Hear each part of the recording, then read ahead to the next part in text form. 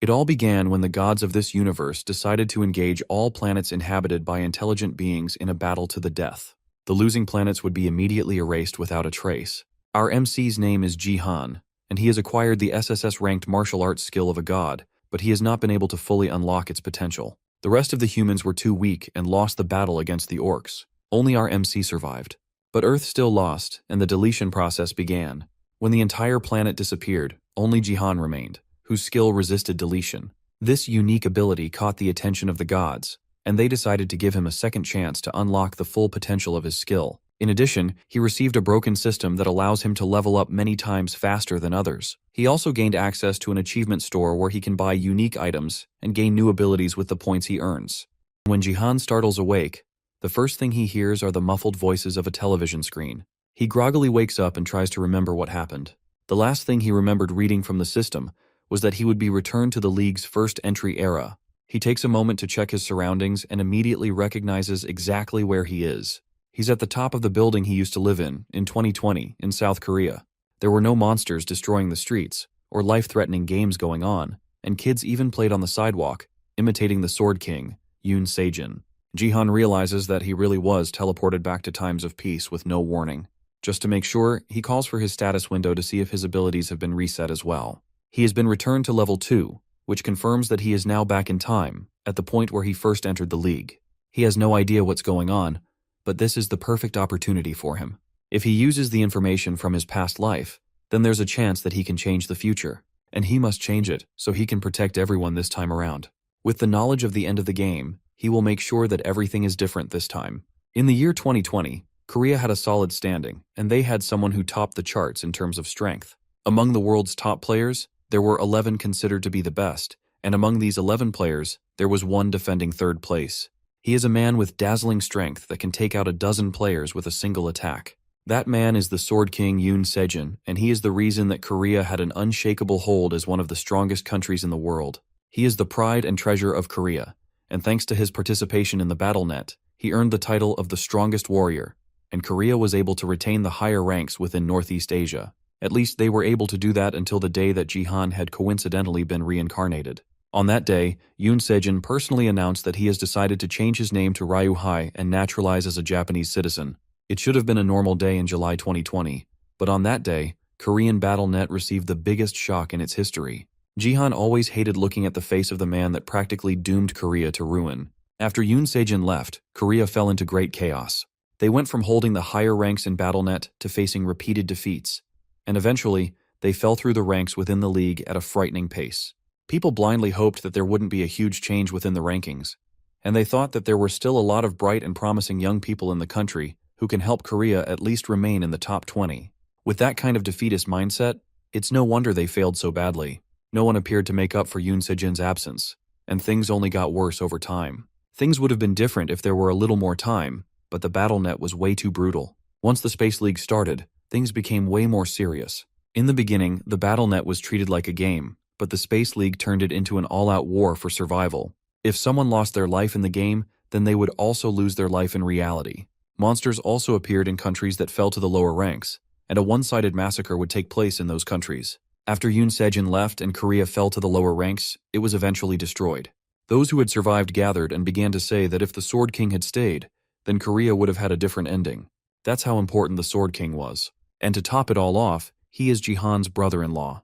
To vent out his anger, Jihan smashes a family picture of Yoon Sejin hanging in the living room. Jihan still wonders why his sister would love someone like Yoon Sejin, and how different things would have been if she were still alive. Now that he's done reminiscing about the past, it's time to figure out what to do in the present. It's great that he came back to the past, but right now, his stats are way too pathetic. In his younger years before the Space League, he spent all his free time drinking and gambling away his money. He didn't even know just how incredible his gift was at the time. A gift is a special talent given to a player once they reach the age of 18. There were only a small number of players who received a gift, and since Jihan was unlucky enough to receive the lowest ranked gift, an F rank, he used his ability to predict the winner in games and gambled as a living. He didn't know back then just how valuable his skill would end up being, since it's a skill that reveals itself after its awakening. That aside though, that doesn't change the fact that his stats are horrible, and that these kinds of stats should belong to a level 1 player. However, in a state of drunkenness, he ended up drinking an experience potion thinking that it was alcohol, and that made him level up. Weirdly enough though, he also has a lot of achievement points. Aside from the fact that they are useless and not worth any money, Jihan is pretty sure that he didn't accomplish anything before he entered the league, so it's weird that he has all these points. It's possible that all these changes have taken place because he regressed. For now though, he decides to check his inventory, and something in there immediately catches his eye.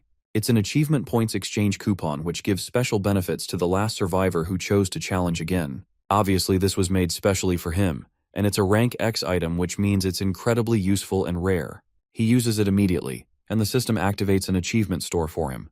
The store has things that are exclusive to him for sale, and it can even be upgraded with a certain amount of achievement points. He will most likely get more options to choose from if he upgrades, and he needs to buy something that he can start using right away. There's not a lot of choices in the store, so he gives in and tries upgrading it. The level 2 expansion doesn't give anything particularly useful, so he upgrades it to level 3, and once again, it's not very useful to him. With only 50,000 points left, if he upgrades the store to level 4, then he will only have 10,000 points left. The higher he upgrades the store, the more expensive it will be to upgrade it again, so he's only got two choices. He can either buy all the items that are available to him right now, or gamble his points and upgrade to level 4. He has always been a hardcore gambler, so the choice is obvious. He upgrades his store to achievement level 4 and immediately his actions pay off. The next level unlocks an item called Urgent Restoration. It allows him to repair other items from a faulty state to a perfect state. Good outcomes like these are why he just can't stop gambling. How can he possibly stop when he keeps hitting the jackpot over and over? Now that he has gotten this god-tier ability, it's time for the real test of his abilities. He heads to a room elsewhere within the massive penthouse and uses his thumb to unlock access to a special area. It's Yoon Sejin's playing room, and Jihan is almost surprised that the system still recognizes him as a family member, even though the true owner of the room isn't around anymore. That aside, there's no reason for him to complain about a free gift like this. He opens up the inventory of the BattleNet connector and finds exactly what he was looking for. It's an item called Dongfang Shuo's Spoiled Brush, and it's an A-rank item that even the inventory describes as useless. But with a little assistance from his new Urgent Restoration tool, he's able to repair it and turn it back into exactly what he wants. The A-rank Spoiled Brush becomes an SS-rank item that holds a link to the martial god. Before he can admire his handiwork though, a notification pops up, informing him that the tutorial for the Gangnam Bronze League will soon start. There's only 10 seconds left before he will be summoned to the arena, so Jihan has no time to waste. He calls for his status window and uses the brush to mess with his stats. The reason that he was able to rise up and become number 7 in the world in his past playthrough was because of an ability that eventually led him to being called the Martial Saint.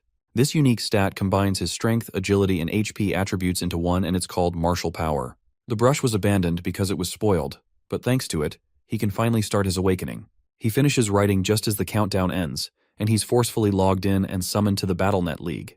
The mission of this Bronze League tutorial is survival, and the players are meant to survive against monsters of the Colosseum along with 100 other players. Once half of the players remain, the survival game will come to an end, and the winners will be decided. Jihan hurriedly checks his status window as soon as he's summoned, and he's thankful to see that somehow he managed to do it. He obtained martial power, and thanks to it, he even gained 1,000 achievement points as a reward. This is just the first step in his ultimate goal of getting the nameless divine art. But with just this upgrade, he should easily be able to breeze through the Bronze League. The system also warns him that he is connected to the BattleNet without a connector, so because of that, he will suffer 100% of the pain in the game. Jihan remembers this from before the Space League started. During the tutorial period, people were able to reduce pain by buying connectors. The one that his brother-in-law Yoon Sejin used was a high-end product that reduced pain by up to 99%. Jihan plans to make good use of that later on, but for now he has to manage without it in the game. The achievement menu opens and it reveals to him that he has a limited quest. He is to achieve number 1 in the tutorial, and as a reward, he will be given 1,000 achievement points. This didn't exist in his past life, but clearing this quest will be easy for him thanks to the help of martial power. The game eventually starts, and not even a second after the notification is given, someone rushes at him from behind with his sword raised. The surprise attacker looks like he's rushing to catch a newbie off guard and get a free and easy kill, but he's surprised when Jihan manages to easily stop the attack with nothing but 2 fingers. The man can't even pull his sword back and Jihan turns to him. Then he thanks the man for being generous enough to give away the first kill. This is easily the most enjoyable content in the game, and that is the ability to mercilessly slaughter people. Another thing in the world that completely changed with the introduction of the BattleNet is the addition of guilds. Guilds are groups of people that train and manage players, and everyone around the world is incredibly interested in the BattleNet. Because of that, each country put their resources into fostering players, and well-known enterprises also aggressively invested in the growth of players, allowing large and small guilds to be established in South Korea. Thanks to that, Korea has been able to train strong players early in the league. The Gangnam Bronze League is a place where rising stars of each guild made their debut. In this particular Gangnam League match, an aspiring player is summoned to the Coliseum just like the rest of the players, and he's trying his best not to be nervous. This potential cannon fodder is named Do Hyukgyu, and he considers himself to be luckier than anyone else. After all, he's with the Divergent Guild, which is managed by the Divergent Group. This famous guild is known for having many rising stars, and the ordinary young man, Do Hyukgyu, was able to join this impressive guild after obtaining the A-rank gift, Agility. Only a small minority of people can obtain an A-rank gift, and thanks to it, he's sure that he can make it into the top 50.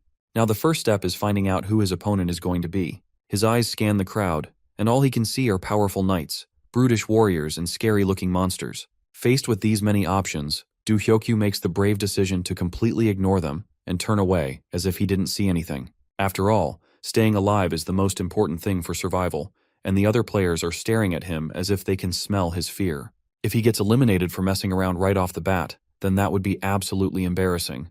Looking around, most of the players seem to be from major guilds, and they all have good equipment. Being here doesn't even feel like being in the Bronze League at all. Among the crowd, though, he notices someone that looks out of place among all the other rising stars. He's wearing a wife-beater top, sweatpants, and he has no shoes or any equipment to speak of at all. Do Hyukgyu wonders if this person even plans to participate in the Bronze League at all, or if he was summoned by accident. He must be a newbie that got summoned by mistake, which also means that he's a free, easy kill. Hyukgyu readies himself and prepares to strike while also praising whatever luck he has for giving him such an easy kill right out of the gate. As soon as the system notifies that the game has started, Hyukgyu wastes no time and rushes in to deliver the finishing blow on the unsuspecting newbie. Except to his utter surprise, not only did the newbie block his attack, he did it with 2 fingers. It makes no sense that someone who seems so out of place could keep up with his A-rank agility ability.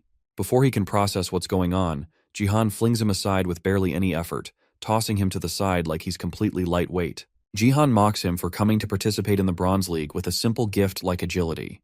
That pisses off Hyukgyu, who can't accept that his A-rank ability is being insulted by someone who looks like a beggar. Maybe Jihan is only full of himself because he managed to block just 1 attack. In that case, Hyukgyu plans to teach him a lesson by charging up his fastest speed. It looks like the player is planning to come at Jihan with all he's got, and our MC is forced to admit that even his speed from before isn't something to take lightly.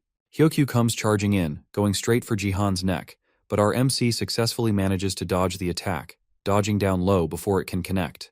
But the relentless attacks aren't done, and Hyukgyu comes at him with another attack, and another, and another. All of his attacks are easily dodged, but that doesn't mean that Jihan is having the best time.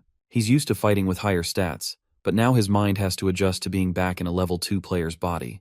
Hyukgyu isn't even that fast. It's Jihan who is slow, which means that this fight won't be as easy as he made it out to be. However, even with that, as someone who has experienced countless fights, the trajectory of his ambitious attacker is just too simple and obvious. Hyukgyu comes in for another large attack, and Jihan is done dodging this time. He smacks the weapon out of his attacker's hand, causing the sword to go flying in the air. Then before Hyukgyu can even process what just happened, Jihan jumps into the air, catching the sword and then stabbing it through his opponent's neck, finally ending the fight. Hyukgyu falls to the ground, and as his body fades away in defeat, he promises that the next time that he and Jihan run into each other, that he's going to win. That causes Jihan to sigh in grief, and it really puts into perspective how nice this world is. Even when he's dead, he's still talking about his next battle. The system pops up and informs him that he has taken the first kill in the tutorial, and he obtains 100 achievement points for it. The sword unfortunately disappears since the player that owns it has died. Our MC doesn't need a sword, and now that he has gotten a pretty decent warm-up, it's time for him to move on to the next battle. First, he has to secure more than 5 kills to get a good position in this mission. As he expected though, no one is going after the monsters. In the BattleNet, apart from players, there are monsters too. But 1 monster kill is only 0.1 of a player kill, meaning that you would have to kill 10 monsters for a single player kill to be counted. Because of that, most people avoided the monsters entirely, especially in this situation where the monsters are mobs like orcs. Going after them would be completely stupid, but it looks like the system likes stupid, because it gives him a new quest to kill all 30 orcs in the Colosseum. Hunting monsters is definitely inefficient, but he's getting 500 achievement points as a reward, which is 5 times more than the reward he got for getting the first kill. If that's the case, then there's no reason not to go after the orcs. These basic NPC monsters are nothing compared to a real orc anyway, so it shouldn't be much of a problem for him. Since there's nothing holding him back, he decides to go all out on the unsuspecting monsters. The orcs at first can't believe that there's an almost naked human running towards them at full speed, but they quickly recover and gather together to try and kill him. The first 2 that are closest throw their axes at him in hopes of cutting him down before he even gets close.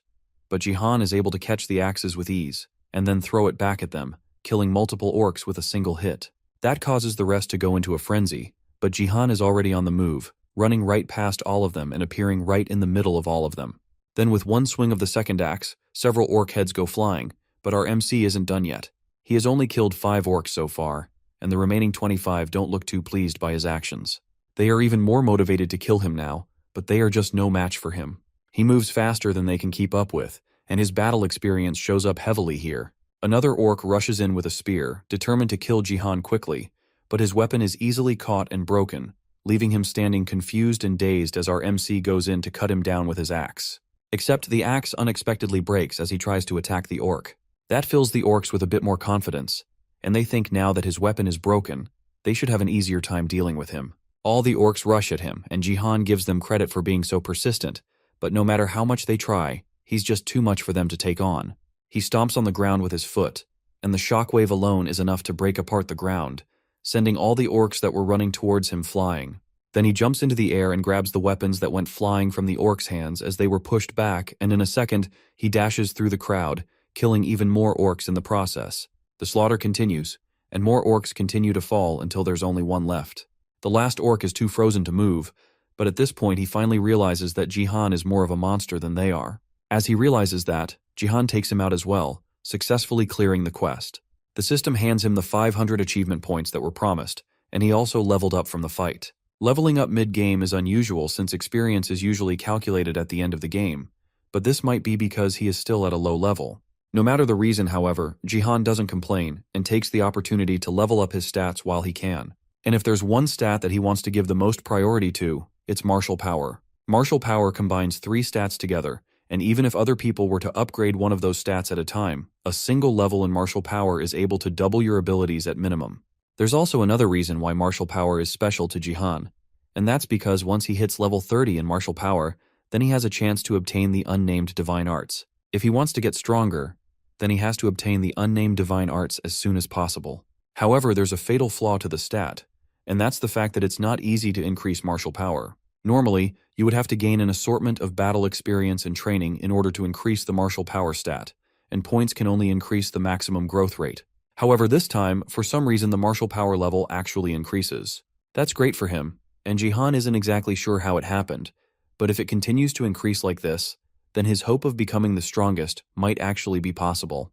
There's no time for him to loiter around, and this is still a battlefield after all. As he's looking through his stats, an archer shoots an arrow at him which he easily predicts and manages to dodge. The archer is partnered up with a warrior in fancy-looking equipment, and they are both clearly looking down on Jihan. The girl tells her partner to wrap things up quickly, and the confident smiles on their faces show that they think they are going to deal with him very easily. It's not unusual for 2 people to team up in a battle. This survival game is intended to be PvP, but there's no rule saying that participants can't work together. The logo on their clothes also shows that they are in one of the top 10 guilds in Korea, the Turtle Guild. The trouble with this matchup is the pairing of the two. A warrior and an archer is a combination of short and long-ranged attackers. The fact that they are in the same team also means this won't be easy for Jihan to take care of by any stretch of the imagination. A notification pops up, informing him that there are only 60 survivors left, and the tutorial is about to end. So many people have died already, and with the tutorial about to end, all Jihan has to do is dodge the attacks from the pair, and he should be able to survive till the end. But if the 2 of them came to specifically kill him, then he must look like an easy target to them. As Jihan tries to figure out what to do with these 2, they are so confident in themselves that the warrior asks the knight out for dinner if he kills Jihan. Just before the fight starts, Jihan checks the scoreboard and sees that he is barely in first place with 4 kills. That means that if he manages to kill these 2, then it will guarantee his rank. To start off, he goes after the archer first, killing her while she's still in the middle of being hit on by the warrior. With his martial power stat currently at level 6, they have no chance against him. The warrior is in shock that his partner died so easily, but he doesn't even have a chance to process what's going on as Jihan rushes up behind him and slashes at his back with his sword. Luckily for the warrior, his thick B-rank armor managed to save his life, and he thinks that Jihan won't be able to pierce through it with such a poor weapon. But Jihan keeps going, using the sword to stab at the armor over and over, slowly creating a hole in the same spot with his continuous strikes, until the gap is just large enough for him to take out the knight. Elsewhere, in a dimly lit office space, a woman watches a replay of the match with a cup of tea in her hand, right as Jihan cuts down the warrior. This woman is Lee Haeon, the 3rd Division head of the Department of Human Resources in the Divergent Guild. She thinks it's a relief that Jihan wasn't summoned right beside her bodyguard, Lim Gaiyong, who was in the same match as Jihan and managed to rank 2nd place. Gaiyong isn't thrilled about basically being told that she's weaker than someone, but Haeon still advises her to try and avoid fighting with the maniacal newbie. For now, what she needs Gaiyong to do is to collect data. However, as Gaiyong watches the video playing on her boss's monitor, she can't help but notice that she has definitely seen Jihan somewhere before. Lim Gaiyong of the Divergent Guild is known mainly for possessing an S-rank gift. She is the Divergent Guild's high-potential prospect, and her performance in the Bronze League lived up to everyone's expectations. She should have ranked first just as everyone hoped for her, and she most likely would have if it hadn't been for Seong Jihan's appearance. The Turtle Guild's scout team can't help but yell in shock as he realizes that not only did Jihan beat some of their most promising members, but he also managed to rank first at only level 2 without any proper gear or affiliation to any group. He showed up in a wife-beater top and sweatpants and somehow managed to acquire 6 kills without any weapons. His performance alone in this match was enough to cause a lot of questions to pop up amongst the players in the world. The man himself relaxes back in his living room as he checks his rewards for achieving 1st place in the Bronze League tutorial. He gained an experience boost of 50%, and with it managed to go from level 3 to level 6. His level up speed is most likely due to the fact that he's still at rookie level, but it's a nice bonus regardless. He didn't gain any GP, which is the currency used by the system, but he did get stat points from his level up, which he threw directly into martial power. Once again, his martial power increases, going from level 6 to level 9. He also acquired a nickname, Tutorial Conqueror, which gives him an additional point in all his attributes, as well as an additional 20% experience boost. The nickname only applies in Bronze League, but it's fine in its own way. With that effect, he now has 10 points in martial power, which makes him incredibly overpowered in the Bronze League. The Silver League promotion battle will happen when he reaches level 25, so until then, he just has to focus on growing his power continuously. Those are already a lot of boosts to his stats and strength, but there's still one more thing he gained. By reaching level 5, he unlocked a class advancement, which means that he can now pick a class. When choosing a class, it's important that the player knows what each class brings to the table. There are 4 options to pick from: Warrior, Archer, Mage, and Support. In his previous life, he picked the Warrior class, and since he already has expert level knowledge of it, picking it again will make his life easier. But in his achievement store, there's an option to buy an extra class slot. With that, even if he chooses a different class this time, he can always add the Warrior class later on by buying it with 10,000 achievement points. Thanks to this, he doesn't need to choose the Warrior class first, and he can try out something else. His finger hovers over the options as he decides which one he's going to choose, and then eventually, he picks one. Later on, he's summoned to the Bronze League Gangnam area again for another mission. This place is filled with thousands of zombies crowding around each other, and the mission this time is defense. The zombies are at the bottom of a castle, and the players are to kill the zombies and protect the crystal resting at the top of the castle walls, while also doing their best to survive against the zombies. There are multiple towers, and the battle will continue until only 5 towers remain. On top of one of these towers is Lim Gaiyong, a warrior of the Divergent Guild, and she stares down at the zombies in disgust. They may be in a game, but that doesn't make the sight of decayed corpses any better. Behind her, the other players spawn in, and they seem to be familiar with the map as well as the mission. Gaiyong knows the people who have been matched up with her. One is an archer from the LK group, and he has strong-looking B-grade gear. Another is a mage, and he doesn't seem to be affiliated with any guild, but his equipment is impressive, and he doesn't look too bad for this level. These two look like good partners to work with, but the most important person in this particular mission type is the support. The defense mission is a long-term fight, and the support is the person that guarantees that they will be able to survive that fight. He's summoned last, and as the light clears, Gaiyong is surprised to see Seong Jihan appear as the support of their group. Just like last time, his gear is pretty unique, and he's sporting a tracksuit and a metal pipe, truly the strongest gear available. 20 minutes before he was summoned for the mission, he decided to choose the support class. As he selected the option, the system itself advised him that the class isn't compatible with him. The reason he chose the support class, even though it is so bad for him that the system has to reconfirm his decision, is because the class gives him a new ability called Divine Power that is unlocked after choosing the support class. Divine Power is something he desperately needs if he wants to grow another unique stat, but it's one of the harder abilities to grow. That's because it's not as easy to boost with training like other stats, and there's no way to raise it other than to invest extra points in it. Jihan doesn't want to do that, of course, because he's throwing everything he has into his martial power stat in hopes of gaining the nameless divine arts early. He would never waste his valuable points on anything else. Then why did he choose the support class and gain the divine power stat? That's because he knows of another way to enhance divine power, and it's a method that people aren't aware of at all. The secret lies in his shiny new pipe. The other players are just as surprised at the fact that Jihan is a support as Gaiyong, and the mage in particular doesn't hide his frustration with Jihan's superior outfit and gear. He yells at Jihan for choosing not to have better equipment, and even emphasizes how expensive his own gear is in comparison, thinking that Jihan having bad gear is because he is incompetent. The archer tries to calm the mage down before he says something that's way out of line, but the mage doesn't want to hear any of it. He calls Jihan filthy, and even says that he doesn't want to play the game with someone so bad who will clearly mess up their team. Gaiyong shuts her eyes in annoyance, and questions the horrible luck that forces her into a situation to play with a troll. However, she snaps out of it as she hears the mage cry out in surprise. Jihan has grabbed the arrogant mage by the collar of his cape, and our MC is holding him in the air like a toy. Then without a second thought, he tosses the mage over the edge of the tower, straight down towards the hungry zombies below. The mage has been complaining this whole time that he doesn't want to play with Jihan, so our MC helped him quit the game personally. The mage respawns after death, and as soon as he reappears at the top of the tower, he begs Jihan for forgiveness and promises to do his best for the team. The man groveling at our MC's feet is Kim Gyu-hyuk, and the reason for his sudden change in behavior is our MC's disciplinary techniques. When a person spawns in the Bronze League defense game, they are given a total of 3 lives. Kim Gyu-hyuk, who resurrected right away after being mercilessly tossed off the side of the tower, was immediately given another skydiving lesson by Jihan as soon as he respawned. Thanks to that, he has only 1 life remaining, and if he were to die one more time, then he would be kicked out of the game and get last place. That's why he's currently begging for his life at the feet of our MC, hoping that he's not thrown down to be zombie lunch again. He needs to avoid getting last place because if he does, then his level will fall as a penalty.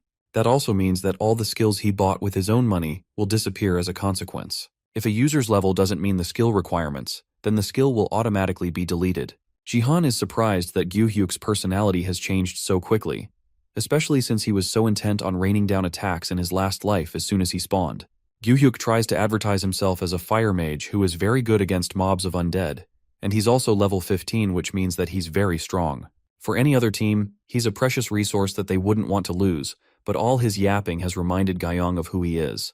Kim Gyu-hyuk used to be affiliated with one of the 10 great guilds in Korea, and he was respected by all, but he fell 4 times in the silver promotion leagues, and after that, he just went around starting fights. In other words, Gaiyong considers him a loser. Gyu-hyuk continues to advertise his skills and promises to cooperate with them, but on one condition. He wants Jihan to personally apologize for killing him twice. The archer is in support, and it's clear that he just wants their team to make up. But on the inside, Gyu-hyuk is still angry about being killed twice. But he's not even given the chance to finish his internal revenge monologue as Jihan grabs him by the collar again and tosses him off the side of the castle walls one last time for the sheer audacity of asking for an apology, even though he was the one who started the fight. And with that, their mage is gone, leaving their team down by 1 man.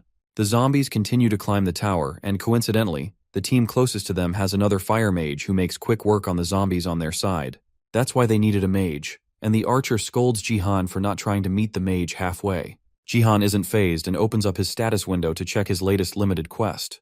This quest has a linked quest, and it requires him to get first place in the 10 Towers mission, and also kill 1,000 zombies on his own, for a total of 4,000 achievement points.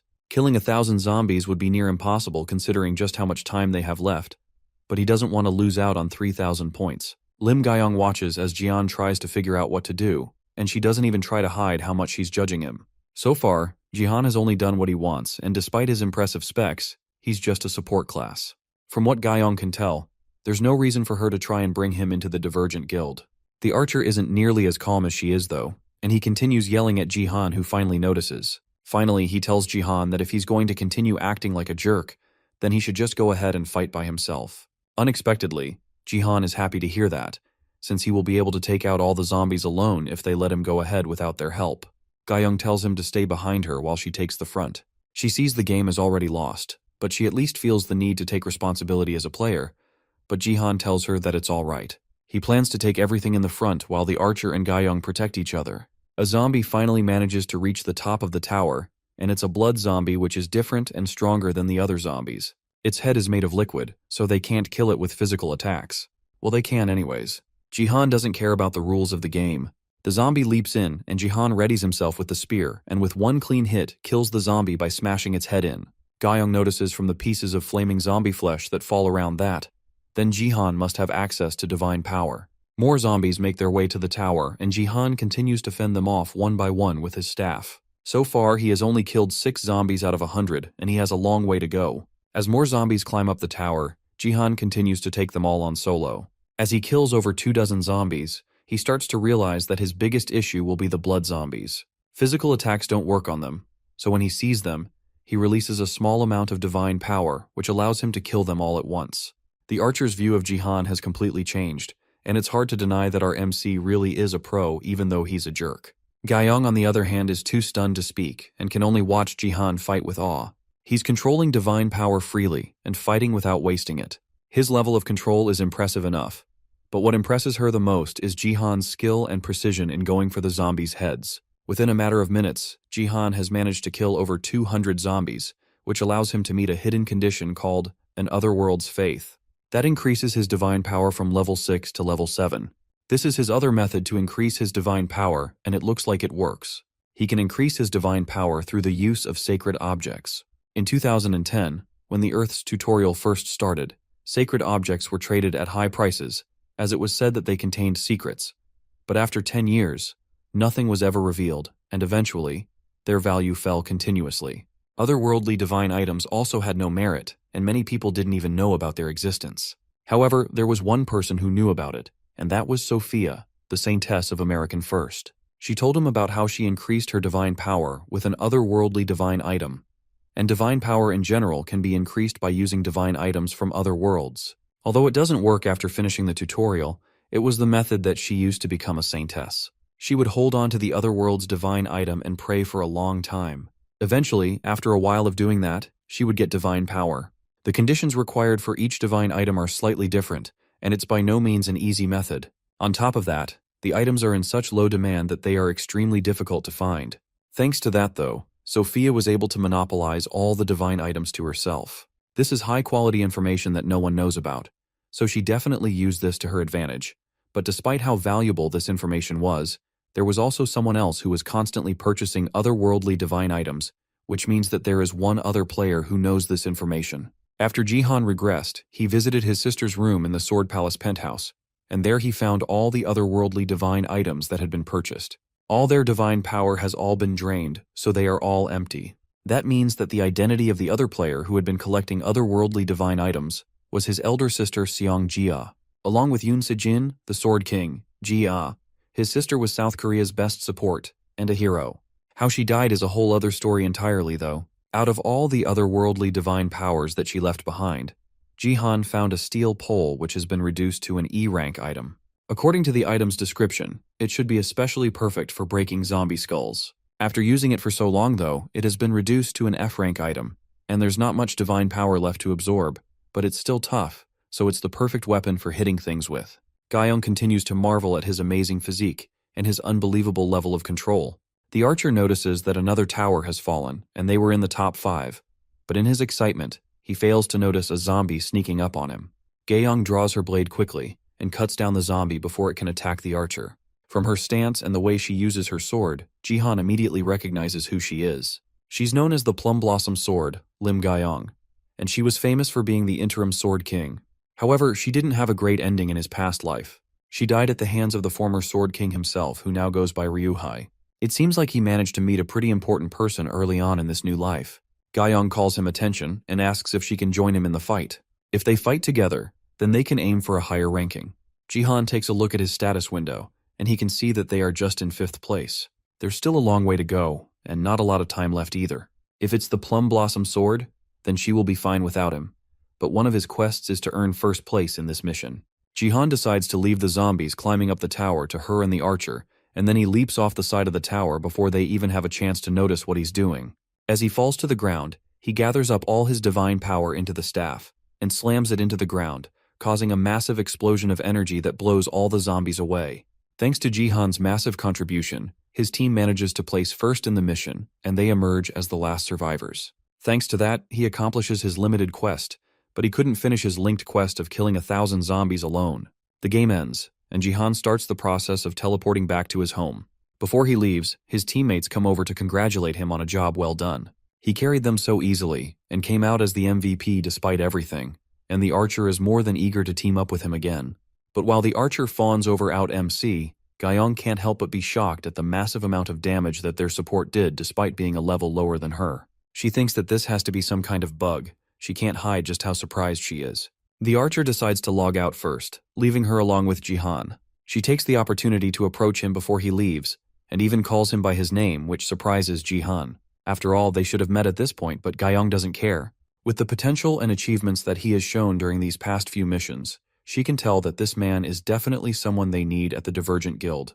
As a member of the Divergent Guild, she has to recruit him no matter what. But now that she's staring at him, she ends up accidentally asking for his phone number instead. Suddenly, her calm expression changes to extreme panic as she realizes that she skipped many steps to get to this point. She's asking for his phone number in the first conversation, and she has to hurry up and explain herself before he ends up taking it the wrong way. Before she can get her words out properly, though, Jihan apologizes and tells her that he doesn't remember his phone number right now. Then he opens his status window and logs out with a quick goodbye before she can say anything else. Gyeong takes a moment to wonder how exactly someone can forget their own number before she realizes that she has most likely just been rejected. Back in the real world, it turns out that Jihan really doesn't remember his old number. He used his American number for a while in his old life, and he hasn't had the time to memorize his Korean number since he reincarnated into this new life. There's no way he can ask others what his own number is, so for now, he's just going to have to leave those thoughts for later. The more important thing to think about right now is that he got recruited. It looks like with all his showing off recently, he ended up standing out too much. Now that he thinks about it, he should have probably gotten her number instead, but he doesn't plan on joining a guild right now. For now, he has to focus on getting as many rewards as he can from quests. He managed to raise his level by 2 points, and he even managed to earn 1,500 GP thanks to it, but he can't buy any holy items with just that amount. The divine items he wants to buy are much cheaper in the past than they were in his time, but it's still too much for him. For now, he has to go home and rummage through his sister's storage a little more. He makes it back home, and immediately notices someone else's shoes at the door. He immediately realizes who is at home with him, and the shock causes him to drop his bag. Everyone has moments that they regret for their whole lives, and Jihan also has similar regrets. His biggest regret, though, is the fact that he couldn't protect his beloved niece, Se-ah, in his past life. He had so much that he wanted to say if they met again. He remembers how strong she was, and how she even told him that she would protect him. And now she's standing in front of him again, alive like nothing ever happened. Above everything, he wanted to tell her once again that he really missed her. Yoon Se-ah just turned 18 this year, and she's the daughter of Yoon Se-jin and his older sister. She wasn't at home when he regressed because she was with a group living in Jeju, but she was the only one that ended up leaving early for obvious reasons. Because she was born when his sister worked to provide for them, Jihan was in charge of looking after Se-ah from a young age. Now her mum is gone, and her dad is defecting to Japan all of a sudden and changing his name. Now that everyone else is gone, the only family they have left is each other. Right now, she's the most important person in his life, and all of this happened because of Yoon Se-jin's sudden decision. Earlier, Se-ah contacted her father to see what caused him to change sides all of a sudden, and he told her that he had fallen in love. He announced it to her so casually, and even though she was freaking out on the phone call with him, he seemed way too calm with the situation. She asked him what he wants her to do now with him disappearing, and even asked if he's throwing her away for nothing, and he calmly replied that he is throwing her away because that's the condition that his new love had given him. Without even another word, or a goodbye, he hung up the call and ended his relationship with his daughter in one move. That's incredibly trashy, but Jihan has always known him to be that kind of man. He is an irresponsible renegade that is willing to throw away his only daughter and his whole country for the sake of one girl. Because of that, innocent Se-ah was left all alone and in another life, ended up ending her life. Se-ah turns around and notices that her family photo has been broken, and Jihan immediately rushes to apologize, thinking that even with what Yoon Se-jin did, he's still her father. But to his surprise, she reveals that she wanted to break it instead. Then she tells him that she's fine and puts up a strong face. This is always how Seiya was. Whether her mum died or her father betrayed her and left, she would always have a bright smile and life while worrying more about her uncle than herself. But even though he knows that she can take care of herself, he doesn't want her to be like that anymore. From now on, even though she's all grown up, he wants to take care of her and protect her. Seiya closes her eyes and allows him to hug her. But their moment is broken up when she tells him that he's sweaty. Elsewhere in the Seoul metropolitan city, Gangnam-gu, inside the Divergent Guild headquarters, Lee Hyeon doesn't even try to hold her laughter back after her bodyguard tells her about her run-in with Jihan. The beautiful Lim Gayong asked for a man's number, and he refused. And on top of that, he used the lame excuse of saying that he doesn't remember his number. Her laughter causes Gayong to accept that she isn't as beautiful as Lee Hyeon seems to think she is, but that couldn't be further from the truth. She just doesn't know how popular she really is. Even the few people that they have walked past can't help but stare and whisper about how cool she is. The two of them head over to the company lounge, and Lee Hyeon feels especially relaxed being there. The two of them are there to discuss what their plans are going to be regarding Jihan's recruitment. They have to recruit him no matter what, and even the higher-ups are pushing her to get him on their team as fast as possible. As they are talking, Hyeon notices a notification on her phone. It's someone broadcasting a live stream, and she's confused who this could be since there shouldn't be any big matches happening today. The person streaming is usually a gambling streamer that Hyeon follows once in a while. She calls it a strategy analysis, but it's just simple gambling. But the person hosting the stream is definitely not who they were expecting. It's Seong Jihan, and he's starting an impromptu stream seemingly with no announcements. On the other side, Jihan is setting up the camera while Seiya advises him from off-screen. Gayong struggles to figure out why Jihan is showing up on a gambling prediction stream, but Hyeon is more focused on the title of the stream. Jihan is claiming to be the brother-in-law of the Sword King. The people watching the stream are also confused about the sudden announcement, and comments fly into the stream asking what's going on. The statue behind him is the twin sword statue, which proves that he's in the Sword Palace penthouse. Now that the stream has properly started, Jihan tells Seiya to step back. Then he channels power into his foot and stomps into the ground, cracking the floor below him and causing the pillar below the twin sword statue to shatter. Then he uses his fist to break the statue apart, shocking everyone watching the stream and causing thousands of viewers to flow into the stream. Now that he has made a big splash and caused a lot of people to grow interested in the stream, it's time for him to actually start addressing the Sword King, Yoon Sejin's naturalization to Japan. The place he's streaming on right now is called the Battle Tube, and it's a streaming system of the BattleNet, and a platform that possesses unrivaled market share in the world. Since it is a part of the BattleNet, Jihan can also get quests linked to BattleTube, which include gaining a certain number of viewers, subscribers, and views. Thanks to this, he has another way to gain achievement points by making a splash on the platform. And destroying the twin sword statue is definitely one way to make a splash online. For Seong Jihan, there's no better situation than right now to cash in on all the rewards. As the viewers continue to pile in, he continues gaining achievement points from the multiple milestones he's crossing. Meanwhile, people are still shocked that he dared to break such an important statue, and as expected, a lot of dislikes are flowing in. There's also a certain number of commenters that have the same profile picture of a black logo with twin swords. These people are the Sword King family, and just the thought of them makes Jihan's eye twitch in anger.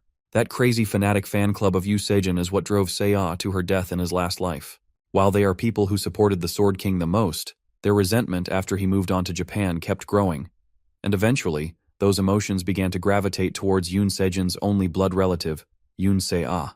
Their terrible words and anger never failed to reach Seiya no matter how far she ran, and in the end, she lost her life because of their senseless acts. Since they needed someone to blame and be angry at, they targeted his innocent niece, but this time, he won't let that happen. If they need someone to point fingers at, then Jihan will gladly become that target. Our MC clears his throat and tells everyone to listen carefully, then punches the still crumbling statue to make sure that all eyes are still on him. Then he makes it clear by stating that Ito Ryuhei, their former Sword King, will not be coming back. As he continues his announcement, people start to recognize him from his past achievements, specifically the bronze tutorial where he made a huge impact by placing first despite the odds. But the fact that he's still bronze definitely hurts his chances to act like an authority figure. Jihan ignores their conversation and then shows irrefutable proof to the camera, bringing his phone in close to the microphone to play a recording. This recording is from a call between Ryuhei and Seiya after the Sword King decided to naturalize as Japanese. On the call, Ryuhei clearly announces that the reason he is leaving Korea is because he found someone that he loves. He admits that he's leaving the country all for her sake, and he's even abandoning his only daughter without remorse. This is a condition that his new love gave him to be accepted. Now that the intended message has been passed across, Jihan ends the recording. People are left speechless, but most aren't convinced. It's pretty much just street gossip at this point, and not concrete evidence that their Sword King has left. To further drive in the point, Seiya comes on camera herself to continue the announcement. She announces that her father said that he will pass down the Sword Palace to her, but she doesn't want to accept the inheritance of someone who has abandoned his country and his family. Because of that, she instead plans to donate the Sword Palace to the country, in hopes that the donation will become a huge support for the growth of young Korean players. As she continues her announcement, Jihan smiles as his plans come together beautifully. Half an hour earlier, he first told Seiya that he wants them to give away the house. Just like everyone else, she was confused that he would suggest such a thing. Why on earth would he want to give away everything they have? He can't tell her the real reason, and he doesn't even know if he can fully convince her if he tried. After all, since they are not selling the building and instead casually giving it away for free, it would seem like a truly insane decision. But Jihan has to convince her to do this for her own sake, no matter what. In his last life, after Yoon Sejin destroyed Korea by becoming Japan's representative, the anger of Koreans grew so uncontrollably that they ended up confiscating all the assets of Yoon Sejin, including the Sword Palace that they live in. Seiya had nowhere to go and she couldn't withstand all the stalking and threats from the Sword King family. At the end of everything, she took her own life. Since this place is going to be taken away anyways, it'd be better to give it away to win Korea's favor and keep Seiya safe. To Seiya though, he's just a freeloader uncle that drinks all day at home, and he certainly can't tell her that he came from the future either, but he has to find a way to convince her. Surprisingly though, while he was still thinking about how to get her on board with his idea, she surprisingly agreed to his plan. He had to take a moment to double-check if she's really alright with this, since even to him, his sudden request would make absolutely no sense. The reason she has decided to trust him is because he's not the kind of person that would suggest something like this for no good reason. More importantly, it's been a long time since Seiya has seen this confident side of him, so she decides to trust his judgment. Thanks to her impressive resolve, he managed to make this situation a reality. That doesn't mean that there won't still be problems going forward though. The Sword King family is still up in arms, and they are specifically calling out Jihan as a fraud and a con man. That's exactly what he wants from them though. He wants them to keep firing their insults at him and avoid messing with Seiya completely. But this still isn't enough to finish the job. To make sure that everything is perfect, he's going to need to drive one final nail into the coffin.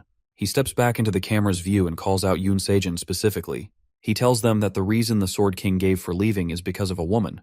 But the truth is that he's a has-been. Seiya can only watch since this definitely wasn't in the script from earlier, and she doesn't know what to do. The commenters start going crazy, with some not believing that he would say such a thing, while others can only laugh at the absurdity of his claim. Jihan continues provoking him, claiming that the only reason Yoon Sejin left was because he knew he wouldn't make it in Korea. Even Gaeyong and Haeyeon can't help but scream at the things he's saying. Then Jihan finishes it up by saying that Yoon Sejin should stay well in Japan, because they will be meeting soon so Jihan can crush him. The stream ends after that, and the two of them head back into the house to freshen up. Seiya confronts her uncle with the chaos that has started online due to his statements. Both Korea and Japan are in an uproar because of what he said, but Jihan isn't worried. He assures her that nothing will happen, and that they should just ignore all the publicity this is bringing them so she doesn't get stressed unnecessarily. Because of his recent actions, Seiya can't help but notice that something seems different about her uncle. It's almost as if he became a different person overnight. But it's not surprising that she feels this way. After all, there's no way that he would act normally after dying and regressing to the past. He asks her if all she saw in him was a freeloader who drinks all day, and Seiya tries to backtrack her words, even though she does think that it's true that she saw him that way before.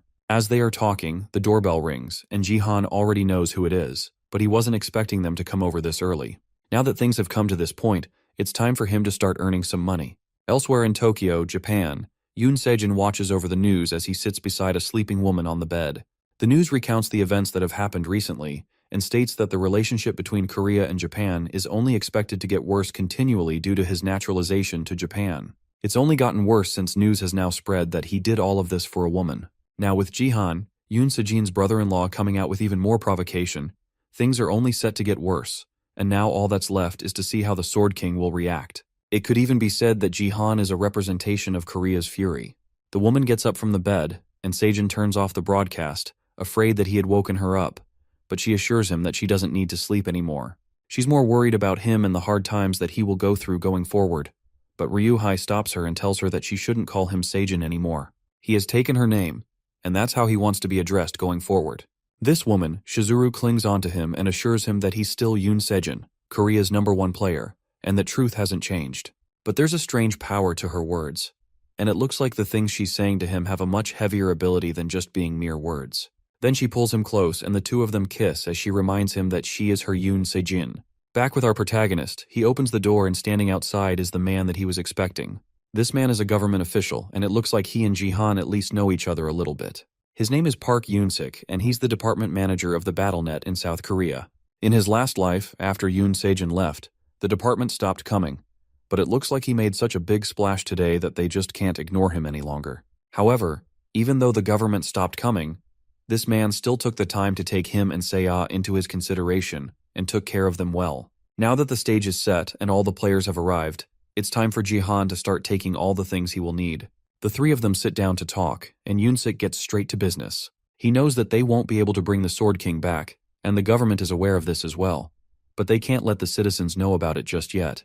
The Korea versus Japan match will be taking place soon, and they need the people to be in high spirits for that. Jihan can see where this conversation is going and tells Yoon-sik to get to the point and stop beating around the bush.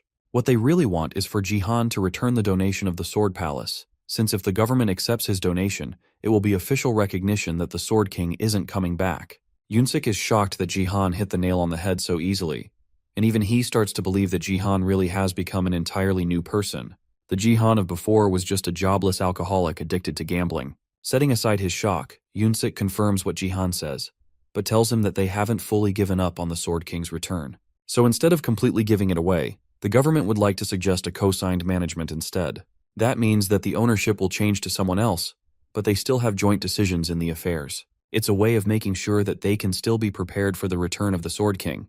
The government also wants the two of them to continue residing in the Sword Palace, which in the end makes this a win-win for both sides.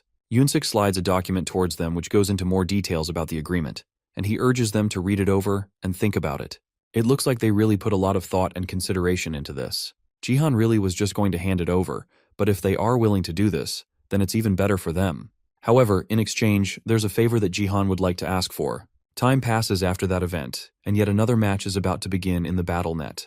A streamer named the Golden Light starts his stream, and viewers immediately come flooding into the BattleTube to watch him. The streamer stands proudly on top of the Colosseum statue and welcomes everyone to his stream. The players below start spawning into the match, and Golden Light jumps down to join them as he continues entertaining his viewers. Someone gifts the stream and tells Golden Light to make sure to teach the bronze players a lesson. Everyone else watches in annoyance as Golden Light dances to entertain his viewers as a thanks for the donation. They definitely aren't as happy to see him in their lobby as his viewers are, and that's because underneath that innocent smile are incredibly devious intentions. He became a popular streamer because of his appearance and hyperness, but also because he is an infamous troll. He used to be a respected gold leaguer, but he demoted himself to bronze on purpose for the content, calling it deep sea traveling. He doesn't care about the game itself and only cares about having fun, which makes him the pinnacle of a troll. Even though he has demoted himself to the lowest league, his equipment and stats are still at gold rank, so he is known for harassing and killing bronze players who are weaker than him. Now that he's here, and his eager fans are watching him expectantly, it's time for Golden Light to search for his first victim. He looks through the crowd of players, and his eyes eventually fall on potential content. Without missing a beat, Golden Light runs over to Jihan with a microphone in hand, eager to interview the man who recently became the talk of the town. At this point, Jihan goes by many nicknames and people have been showering him with attention. John, on the other hand, is just confused about who this golden boy is. He's obviously a BattleTube streamer, and he's way too loud for Jihan's liking. But now that he thinks about it, there are quite a few BattleTube achievements that he hasn't accomplished yet. Since the opportunity has come, Jihan might as well start his own stream for his viewers. He completely ignores the shiny boy and summons his own BattleTube window to start a stream. Golden Light's viewers also notice the on-air mark above Jihan's head and realize that our MC is streaming. As a result, they start leaving to watch his stream, and our bright boy can't help but shake in fear as he realizes that he practically advertised Jihan's stream for free. Now that things have come to this, he needs to figure out a way to get people to come back to his stream. As he's thinking, he gets a notification from someone with a Sword King-obsessed username, encouraging him to kill Seong Jihan so that he ends up in last place. The reward for completing this achievement is 2,000 GP. 1 GP is about 1,001, so this is a 2,000,000 won quest. The people who started the donation are none other than members of the Sword King family. When Golden Light doesn't immediately accept, Other members of the Sword King family come together and continue increasing the reward. It's clear that these people clearly have a grudge against Jihan, but he had no idea it was to this extent. They continue increasing the rewards, and it passes 30,000 GP and even reaches 40,000 GP. Unfortunately for him, the remaining players are summoned, which causes donations to stop at 42,000 GP. Despite the already insane amount of money being offered, Golden Light is still upset that the GP stopped at under 50,000. One of the Sword King family members agrees to donate an extra 10,000 GP if he successfully defeats Jihan.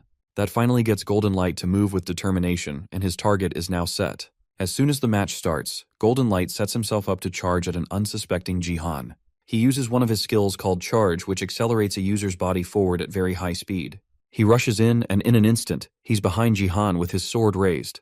The attack connects, but Jihan successfully manages to parry it with no problems. Unexpectedly, he's using another one of his weird weapons. This time, it's a club that's part of a cooking set, and it's a D-rank extraterrestrial holy item. Jihan is still surprised that despite swinging with all he had, Golden Light's weapon somehow survived the attack. Since things have come to this, Jihan also summons a sword to use out of etiquette. In a matter of seconds, Jihan is able to cut down Golden Light with simple and precise strikes, and the commenters realize that he's using sword chi, which normally shouldn't be possible for someone in Bronze League. He's also using White Sacred Flames, which are a divine power. But if he's using divine power, that means that he's a support. Regardless of how he did it, Jihan has successfully gotten first blood, and all with a D-rank kitchen knife holy item that's also part of the cooking set of divine weapons. However, although he has been killed rather embarrassingly, Golden Light isn't down for the count just yet. He somehow managed to revive himself thanks to an item he has called the Crucifix of Revival. This item can only be used once, however, it can't be used during national leagues, promo games, or guild matches. Despite the fact that he is revived, there's no point since the goal wasn't just to kill Jihan, but also make his place last, and since he died first, Jihan can't be in last place. Despite all of their obvious disappointment, Golden Light is determined to make sure that he redeems himself with Xiong Jihan's defeat. Unluckily for him, Xiong Jihan is determined to make sure that he wipes the smirk off of this golden boy's face. In a matter of seconds, Jihan takes him out again, unintentionally giving him a double kill. As he walks away from the dying streamer, he thinks about the item that the man used. In the future, nobody used it because the revival process had certain flaws. That aside, today is more hectic than usual. That's most likely because of the spectators who came to watch the game today. Today's spectators are elves, and it looks like they are all watching Jihan. Our MC isn't particularly fond of them since the elves played a big role in humanity's downfall. Right now, there's nothing that he can do about them though. So the best he can do is focus on dealing with the people right in front of him. From the looks of it, the other players are giving him a lot of distance, and it's almost like they are treating him like some sort of outcast. When he turns to look at them, they all run away in fear. It's only normal since he just ripped a gold player apart, twice, so they clearly know that they are no match for him. This isn't good news for our MC since that means that his hunting efficiency will drop, and after he finally found a D-rank holy item too. If he wants to meet the manifestation conditions of these items, he's going to have to fight more. As he's trying to figure out what to do, a notification pops up in his status window, and Jihan smiles as he reads through it. It looks like things are about to turn around. He has gotten a quest to subjugate the goblins that have gathered around the goblin champion. Thanks to this, he should be able to meet his fighting quota despite all the players running away. In an instant, he's surrounded by several goblins, and it looks like he's completely outnumbered. But in an instant, it's the goblins that are running away from him instead, as he charges at them with terrifying speed. The monsters cry for help as they are smacked and stabbed with Jihan's cooking equipment. Thanks to his constant fighting, the holy cooking set eventually starts reacting to his actions. It's all thanks to the fact that he read through the items' descriptions earlier before he started using them. He's supposed to break their heads and gouge their hearts, and he is supposed to do all of that in this specific order in order to use the items properly so they can react to him. It's a good thing that he figured all of this out before the end of the game, but with the way things are going, this is taking way too long. If he had learned this a little earlier, then there would have been a few more goblins left for him to use his weapons on. But at least it's not completely over yet.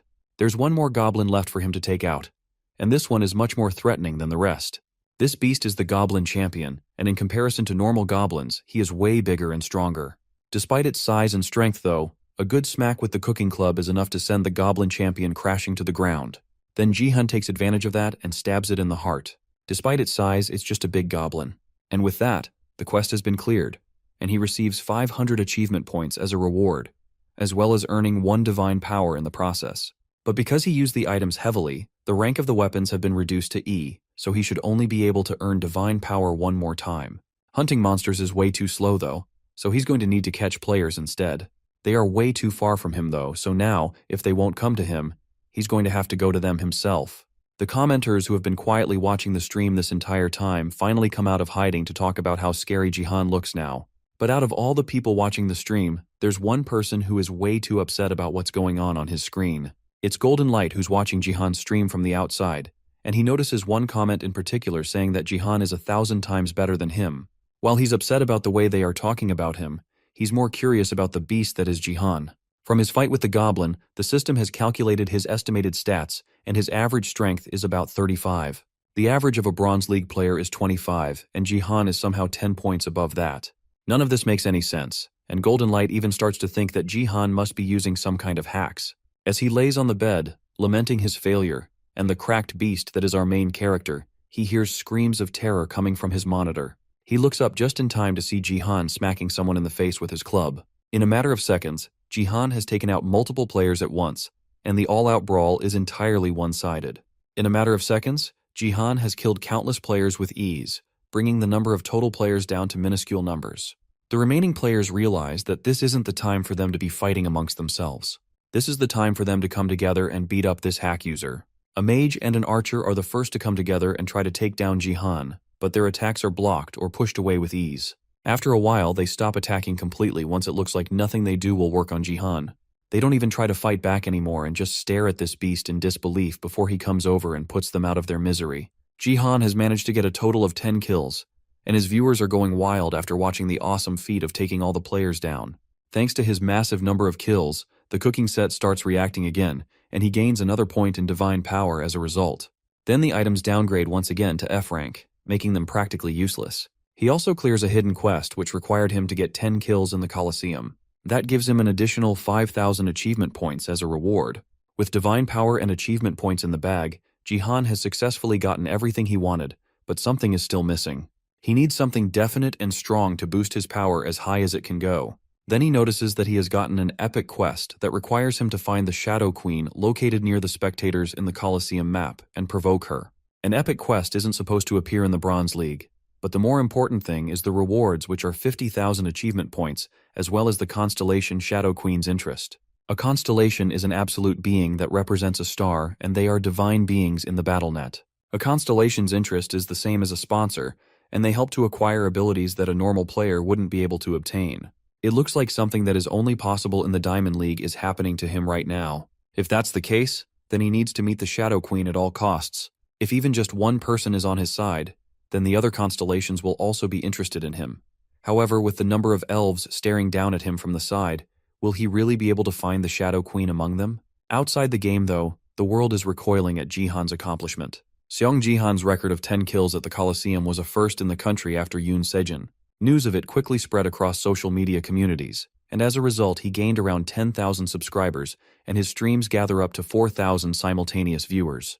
Those from the Sword King family who hoped for Jihan's ruin in turn became his supporters. Now all the resentment was directed at Golden Light, who unintentionally became Jihan's stepping stone to stardom. His reputation has practically gone into the gutter after recent events, and he's struggling to figure out what he should do to fix it. Since there aren't many options, Golden Light instead decides to jump on the Seong Jihan train too and become one of his supporters. From this point on, Golden Light now hopes to become Seong Jihan's editor and make him BattleTube's best star. Back in the Sword Palace, Seiya can't help but stare at her uncle in disbelief. After the fight she watched in the afternoon, she can't believe that her uncle got so strong. She almost started feeling bad for the other players since this was basically the same as griefing. So many people also wanted to donate to Jihan's stream, but he had his donation link blocked. That's mostly because he decided to stream out of the blue and didn't set it up beforehand. Since he hasn't set it up yet, Seiya advises Jihan to raise the minimum donation fee. It'll be hard for him to focus if donations keep flooding in, so it'd be best to set it to a high amount so he doesn't get too many donations. Jihan agrees and decides to set it to 10,000 GP, which is 10 million won. As Seiya wonders if 10 million won is actually, Jihan is more focused on thinking about the Shadow Queen epic quest that he received. He has to find this mysterious figure and provoke her, but he can't think of a way to find her in such a big crowd. Seiya notices the concentrated face he's making and asks if he wants her help. Her attitude reminds him so much of her mother, and Jihan smiles at her. Since there's no wrong in it, he gets up and decides to tell her what's been bothering him. He tells her about the epic quest and the Shadow Queen, and even she has no idea who that could be. All they know for sure is that she's in the audience. Seiya decides to watch replays of the matches and look for her in the audience. With her on the case, things should move more smoothly, but Jihan still feels bad that he had to ask her for help. Finding the Shadow Queen would be like looking for a needle in a haystack. Now that he has distracted her though, he should have enough time to take care of the settlements that he has been pushing off. With all the achievement points that he has gathered, he buys another class slot, and now it's time for him to add a new class and gain new powers. There are 3 options for him to pick between warrior, archer, and mage, and out of them, he decides to become a mage. As soon as he adds the new class, he starts to feel a new power flowing from his heart. It's different from divine power, and it gives him access to new abilities. The reason he chose the mage class after the supporter class is because of a unique stat that he can only obtain after having both classes. This new ability is called Force. Before regressing, he used to listen to Baron talking drunkenly. One day, during one of his drunken ramblings, he told Jihan a lot of unnecessary things, like the fact that he would have recognized Jihan as an American if he had been naturalized earlier. But on that day, he also talked about something unusual. He talked about his skill, Force, which he gained by combining divine power with mana perfectly. It's not an easy task, and others wouldn't even be able to try it since Baron is the only player in the world with 2 classes. This is something that no one else can obtain, and the only reason the Baron has it is because he has 2 status windows, which is his SSS rank gift. Jihan originally asked if it's alright for him to have this information, but at the end of the day, Baron was confident that he could tell anyone in the world because he's the only person capable of having 2 classes. He was certainly arrogant, but what he's saying isn't a lie. Force is an overwhelming power that completely dominated space, but now, Baron isn't the only one with this ability. Jihan knows of the requirements, and now he has fulfilled them. This ability is what got Baron to first place in the world rankings despite his terrible control and utilization of it. So if Jihan wants to be prepared for what will happen in the future, then he has to make sure to get this ability for himself no matter what. To gain the power, he needs to concentrate the divine power into his hands, and direct the flow of his mana from his heart to his hands where the 2 powers can combine. If he can perfectly combine the powers and allow nothing to leak through, then he will achieve it. For a moment, it looks like his attempt worked, but the circling power in his hand sends him flying back into the wall after a short explosion. It looks like he failed this time, and he can't hold on to the power in his hands with strength alone.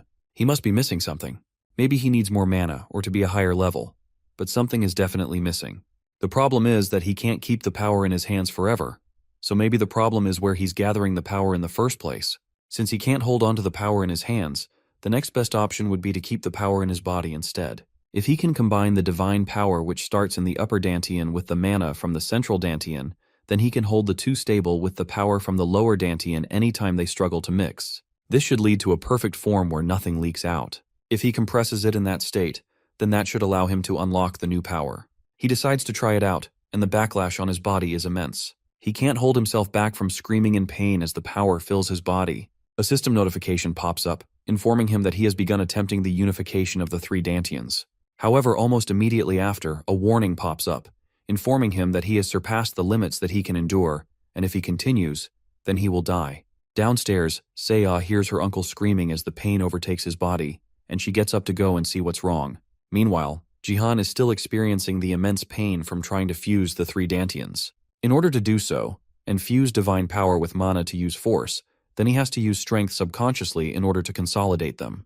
The conditions for the unification are very strict, and one needs to be able to perfectly use the 3 which have very different natures. On top of that, all of the person's stats need to be at least 100 to allow the process to go smoothly. If you're far from these standards and try to attempt to unify the 3 dantians, then it's possible to lose your life. Seiya runs towards her uncle's room as the sounds of his struggling get louder. She calls for him as she rushes over, but he doesn't answer. Eventually she reaches his room and surprisingly finds him in good condition. He claims that he was screaming like that because he got a headache, but it's obvious that something much worse must have been happening. She clearly doesn't believe him even as he tries to play it off like a joke, and Jihan stops messing around once he notices that she has actually gotten agitated as a result of his actions. Suddenly, Seiya starts crying as she tells him that she really was scared for him. She thought something had happened to him, which is why she ran to his room in a hurry. Jihan realizes that he may have screwed up by not thinking more about Seiya in the moment. But now that he at least seems to be fine, she asks him again if he's really alright. He decides to take it seriously and tells her that he is alright. Then he apologizes for worrying her so much. Seiya cleans the tears from her eyes and smacks him in the chest, trying to pretend that everything is alright now that he seems to be okay. With that, she steps away to go continue looking for the Shadow Queen, and Jihan watches her leave with a smile. He definitely can't show his weak side too often now for Seiya's sake. In other news, the consolidation of the three Dantians failed because he's lacking in both experience and level, but even though that is the case, he still managed to get the power that he wanted. By fusing divine power and mana, Jihan has now been able to exchange them both for the unique stat, which is force. The connecting link between the three Dantians is being maintained weakly, but it's still there. However, looking through his status window reveals something odd. The number for the force stat is weird. He just got the ability now, but it's starting from level 12. Since the link between the three Dantians is being maintained weakly, then the stats for martial power and force will have to share their ability values. That means that if he raises his martial power stat by 1 value, his force stat will also rise as well. He tests it by raising martial power to level 14, and the force stat follows suit, also increasing to level 14. This is pretty much a cheat code. Having force alone is a really good stat, but now he can very easily upgrade it however he wants. If these are the perks he gets from such a weak link, then how Amazon will the benefits of consolidating the three Dantians be? As excited as he is for the huge boost in power, he has to leave it the way it is for now. If he tries to unify them again, he might actually die in the process. Since he has already earned what he wanted, there's no need for him to push his luck too much. Next, he decides to try a mage skill now that he has the class. He calls for a fireball, and a tiny flame pops into existence as the system informs him that he does not have the mana required to maintain large spells. It's an adorable little flame, but he definitely can't use this in battle. The next day, Jihan is woken up by the sunlight entering his window. As soon as he opens his eyes, the system informs him that he has gained 10 divine power, and he cannot obtain divine power from holy items that are D rank and below. From now on, he can only gain divine power from holy items that are C rank and higher. The previous night, he bought 2 items and slept with them beside him through the night in hopes of getting a power boost from them. However, it looks like his limitations have come to catch up with him. From now on, he's going to have to sell what he has left on the second-hand market to make a profit. He steps out of his room and calls out for Seiya to see if she's awake. He gets no answer and goes downstairs to check on her, and finds her sitting on the couch with earbuds in and a laptop on her lap. From the bags under her eyes and her tired expression, it's clear that she pulled off an all-nighter, and she tells him that she spent the entire night looking for the Shadow Queen. Although Jihan feels bad that he had to put her through this, it looks like her efforts weren't totally in vain. She shows him a clip from a channel called Another Species Fan Cam, which is a BattleTube channel that focuses on looking at the other species that appear to spectate their games. They use their gift called Scope, which allows them to zoom in with their streaming cameras. Thanks to them, Seiya managed to find something interesting in the replay from the match that Jihan was in recently. Up in the spectator area, sitting in what seems to be specially made thrones, there are 2 elves that certainly meet the criteria for queens with their high-ranking appearance. One of these elves specifically is a dark elf who certainly looks like she holds some sort of royalty. Jihan agrees that there might actually be some truth in what she managed to find, but it's still too early to draw conclusions. For now, Seiya decides that she's going to continue looking a bit more to see if she can find anything useful among other recordings. Jihan, on the other hand, is sure that a constellation wouldn't be found so easily. Seiya assures him that she will continue looking through more videos, and even some from abroad starting the next day, and the way she speaks sounds almost professional. She even offers to edit some of his videos together for him to post to BattleTube. She knows how to make videos from when she watched her dad's videos for fun. The mention of her dad causes Jihan to freeze and think about him once more. He can't believe someone would really abandon their daughter like this for no real reason. Just 2 days earlier, during his conversation with Yunsik, the government official revealed that he might know the name of the woman that stole the Sword King away.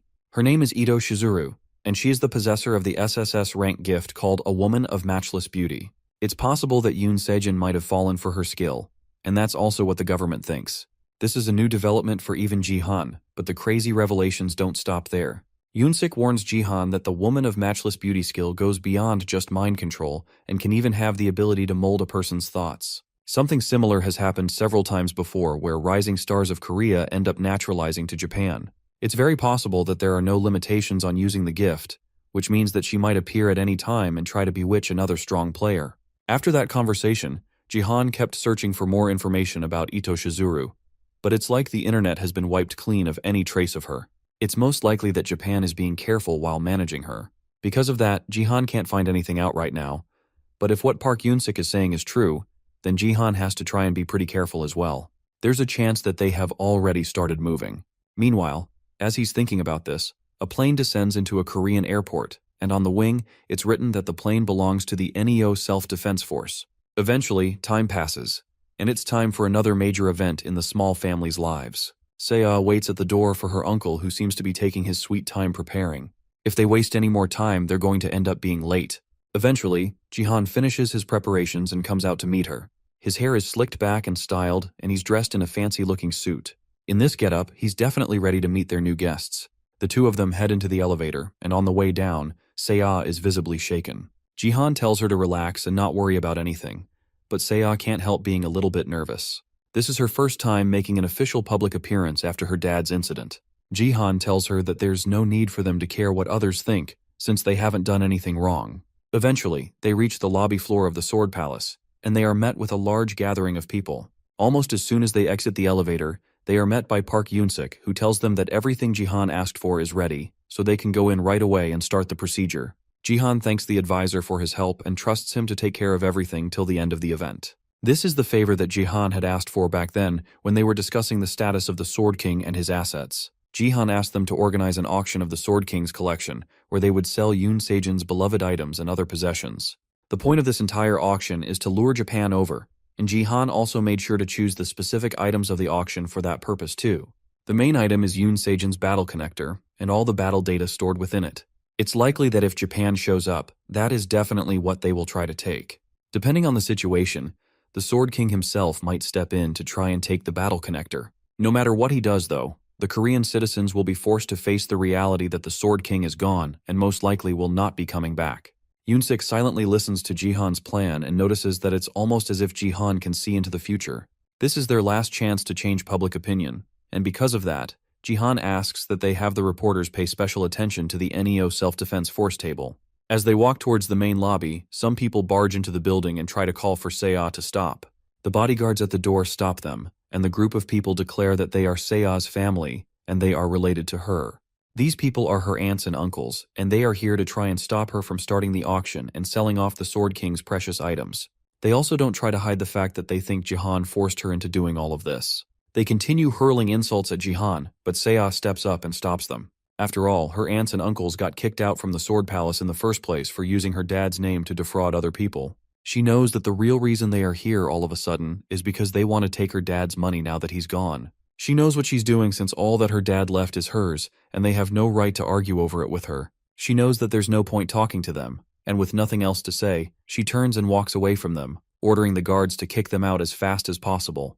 As the outsiders continue trying to fight their way in, Jihan compliments Seo on how cool she was just now.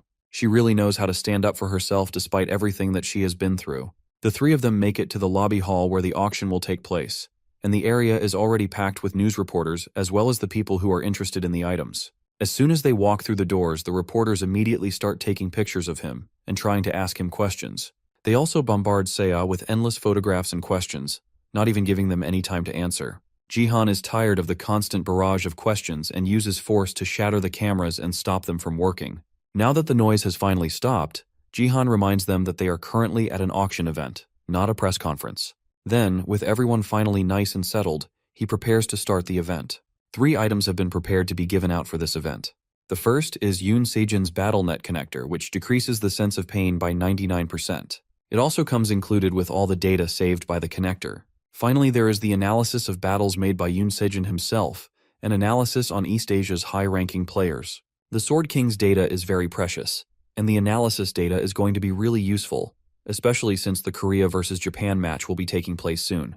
From the murmurs in the audience, Jihan can tell that no one would want to let go of any of these items. A high-end player's analysis data isn't something that you can get anywhere. As soon as he's done talking, someone raises their hand from the audience, and Jihan recognizes them immediately. He introduces himself as Takeda Kazuo, a recruitment manager of Japan's NEO Self-Defense Force. He immediately offers 5 billion yen for all the lots in the auction. On top of that, he also wants to request a private meeting with Jihan and Seo. His intentions are incredibly obvious, and he doesn't even try to hide what he really wants from this meeting. Jihan doesn't want to play those games and tells the man directly that if there is something he wants to say to them, then he can say it right there in front of everyone. With the recent events that have happened, this isn't really the time and place to accept private meetings. Takeda wipes the sweat from his brow nervously because of the way Jihan is glaring at him, Then he warns our MC that if he keeps acting so aggressively, then someone else might have to step in. Immediately, the bodyguard who was silently standing behind Takeda rushes forward in the blink of an eye and places her sword against Jihan's neck. Her name is Shadow, and although she's not comparable to the Sword King, she's still an amazing player. Their threats aren't even well disguised, but Jihan isn't fazed at all by this blatant copycat of Yoon Sejin. Everything afterwards happened in a flash. 1 second, Shadow's blade appeared in front of Jihan. The next moment, our MC punched her clean in the jaw, causing her to stagger backwards. She falters for a moment, but then her anger takes over, and she prepares to draw her sword, intent for a fight. But Jihan calmly places a hand on her shoulder and reminds her that the auction is being streamed live through his battle tube, worldwide. There's no way that she can swing her weapon while everyone is watching, but Takeda quickly calms the situation down with a laugh and a wave of his hand. Then he personally apologizes for his bodyguard's harshness and apologizes in her stead. But despite that, he still doubles down on his offer of 5 billion yen, and the money must also include the private meeting he asked for. But this time, he wants to hear a response to his offer from Seiya. After all, the Sword King's possessions belong to Seiya right now, so she's the real owner of this auction. He walks past Jihan and goes directly to Seiya, informing her that the private meeting is specifically for her. She should want to know where her father is, and Takeda promises that he will answer any questions she has about him. As Seiya struggles to give an answer, Takeda is completely sure that she will agree. There's no way she can reject this offer to talk to her own father. However, despite his cockiness, she blatantly declines his offer. The response gives Takeda such a shock that he loses some pixels. He can't believe that she would give up 5 billion yen just because of a private meeting. That's the equivalent of 50 billion won in Korean currency. As much as that would be great money, she understands that Jihan is right. They need to be careful because of the times, and if her father is only available for communication through money, the Seiya doesn't want to know anything about him. On top of that, Seiya is a minor, so she has to do what Jihan says at the end of the day. The rest of the audience sighs in relief since they thought that these high-value items would be sold to Japan. They can't let their guard down just yet though, and even though she rejected the meeting, the NEO Self-Defense Force can still offer an absurd amount of money. Takeda takes a small breath and accepts that they have rejected his offer for a meeting, but even if that's the case, he still bids the 5 billion yen for the items anyway. According to him, the private meeting was just an option that Takeda added personally, so there's no need for him to cancel the bid just because he was rejected. He was told to offer 5 billion from the start by the Sword King himself. On top of that, he also hands Seiya a letter from Yoon Sejin that he personally wrote for her. The letter is stamped with a seal from Ito Ryuhei, and just the sight of the new name makes Seiya sad. Then, as Seiya holds the letter, Takeda turns and asks the crowd of Korean BattleNet's concerned parties if they don't have enough money to compete with him. Jihan knows this man's tactics very well. After all, the NEO Self-Defense Forces recruitment manager is someone that was banned from entry into the US in Jihan's past life. He was suspiciously good at recruiting foreign players, and because of that, he was called Japan's Calamity. There's a high chance that he's deeply related to the player that uses the woman of matchless beauty skill. Jihan will need to be wary of him, but by the terms of the auction, since no one is able to compete with the price that has been set, then Jihan has no choice but to sign a contract with the man. The atmosphere is tense, and Japan took the items way too easily, almost as if they were promised them beforehand. This will definitely look bad in the media, and the other people start to wonder what the point of them coming here even was. At this point, Jihan just wants anything to happen. He needs a turning point to change the state of things. Suddenly, Seiya steps up to the microphone and starts to speak. She's reading the letter that Ryuhei sent her directly out to the public, as well as the thousands of people that Jihan is streaming to. He mentions how he heard about her wanting to give away the Sword Palace, and how disappointed he is in her. Then he says that the 5 billion yen is the last asset that he will give to her, and also serves as the end of their relationship as father and daughter. As she finishes reading the letter, she starts to cry, confirming that it really is from him because of his handwriting. Jihan looks away as his niece starts to cry on the stage. He heard that the woman of matchless beauty skill is a form of mental manipulation, which is above the mental conquest skill. This must be true for Yoon Sejin to turn away from his daughter so blindly. Jihan always hated the man, but he was at the very least a very good and dependable dad to Seiya. To think that Ryuhei would do something like this to his own daughter. Seiya stops crying and immediately tears the letter to shreds. Then she tells Takeda to relay a message to Ryuhei. She has received his assets well, and she is glad to cut off their relations. With that done, she starts to realize that ripping up the paper like this will only make trouble for the cleaners that will take care of the place later. Jihan tells her not to worry, and then uses his force skill to gather up all the paper, before using his fire skill to burn them all. Fire is an obvious mage skill, which makes everyone even more confused about what powers Jihan has. He is known to have a warrior-level combat skill, while also having the mana of a mage and the divine power of a support. Looking at this powerful man, Takeda can't help but think that he is someone that Japan needs to have on their side. Takeda is not the only one that notices Jihan's talent, though. Other recruiters that are also attending the event rush to pass their cards to Jihan, since they know that he is not in any guilds yet, and they eagerly want to recruit him. Jihan is suddenly overwhelmed by the number of people that call for his attention, and as he tries to fend them off, Seiya calls out for him from behind. He originally wants to tell her that he will catch up with her later, but then he notices that she looks sick. Then she starts to stagger and falls to the floor, unconscious. Jihan immediately leaves the lobby area and rushes towards Seiya. As he holds her frantically in his arms, she eventually wakes up and weakly calls out to him. He tells her that she should hold on while he gets ready to take her to the hospital, but she pulls him closer and whispers in his ear that she's actually faking right now. She thought he was struggling in the crowd, so she decided to put on an act. The guards successfully hold off the recruiters as Jihan tends to say ah on the stage. Now that he knows that she is all right, he can breathe a sigh of relief, but that isn't the same for the people still watching the live broadcast. They watch as Jihan struggles over Seiya and blame this entire thing on Ito Ryuhei, who caused her so much stress with such a heartless letter. Now that he has an excuse to leave, Jihan immediately ends the event, using his niece's health as an excuse to leave. Then he helps her stand up and she confirms that she wants to go back to the penthouse and rest. As they are walking away, Takeda still tries to reach out to him, offering his card, and asking if they can be properly introduced later. Jihan doesn't even look at the card, and uses force to grab it from the man's hand and rip it to pieces right above him. That's Jihan's response to any meeting with Takeda, and it's not changing. The recruitment leader of the fourth greatest guild in the world just got rejected by a Korean bronze player.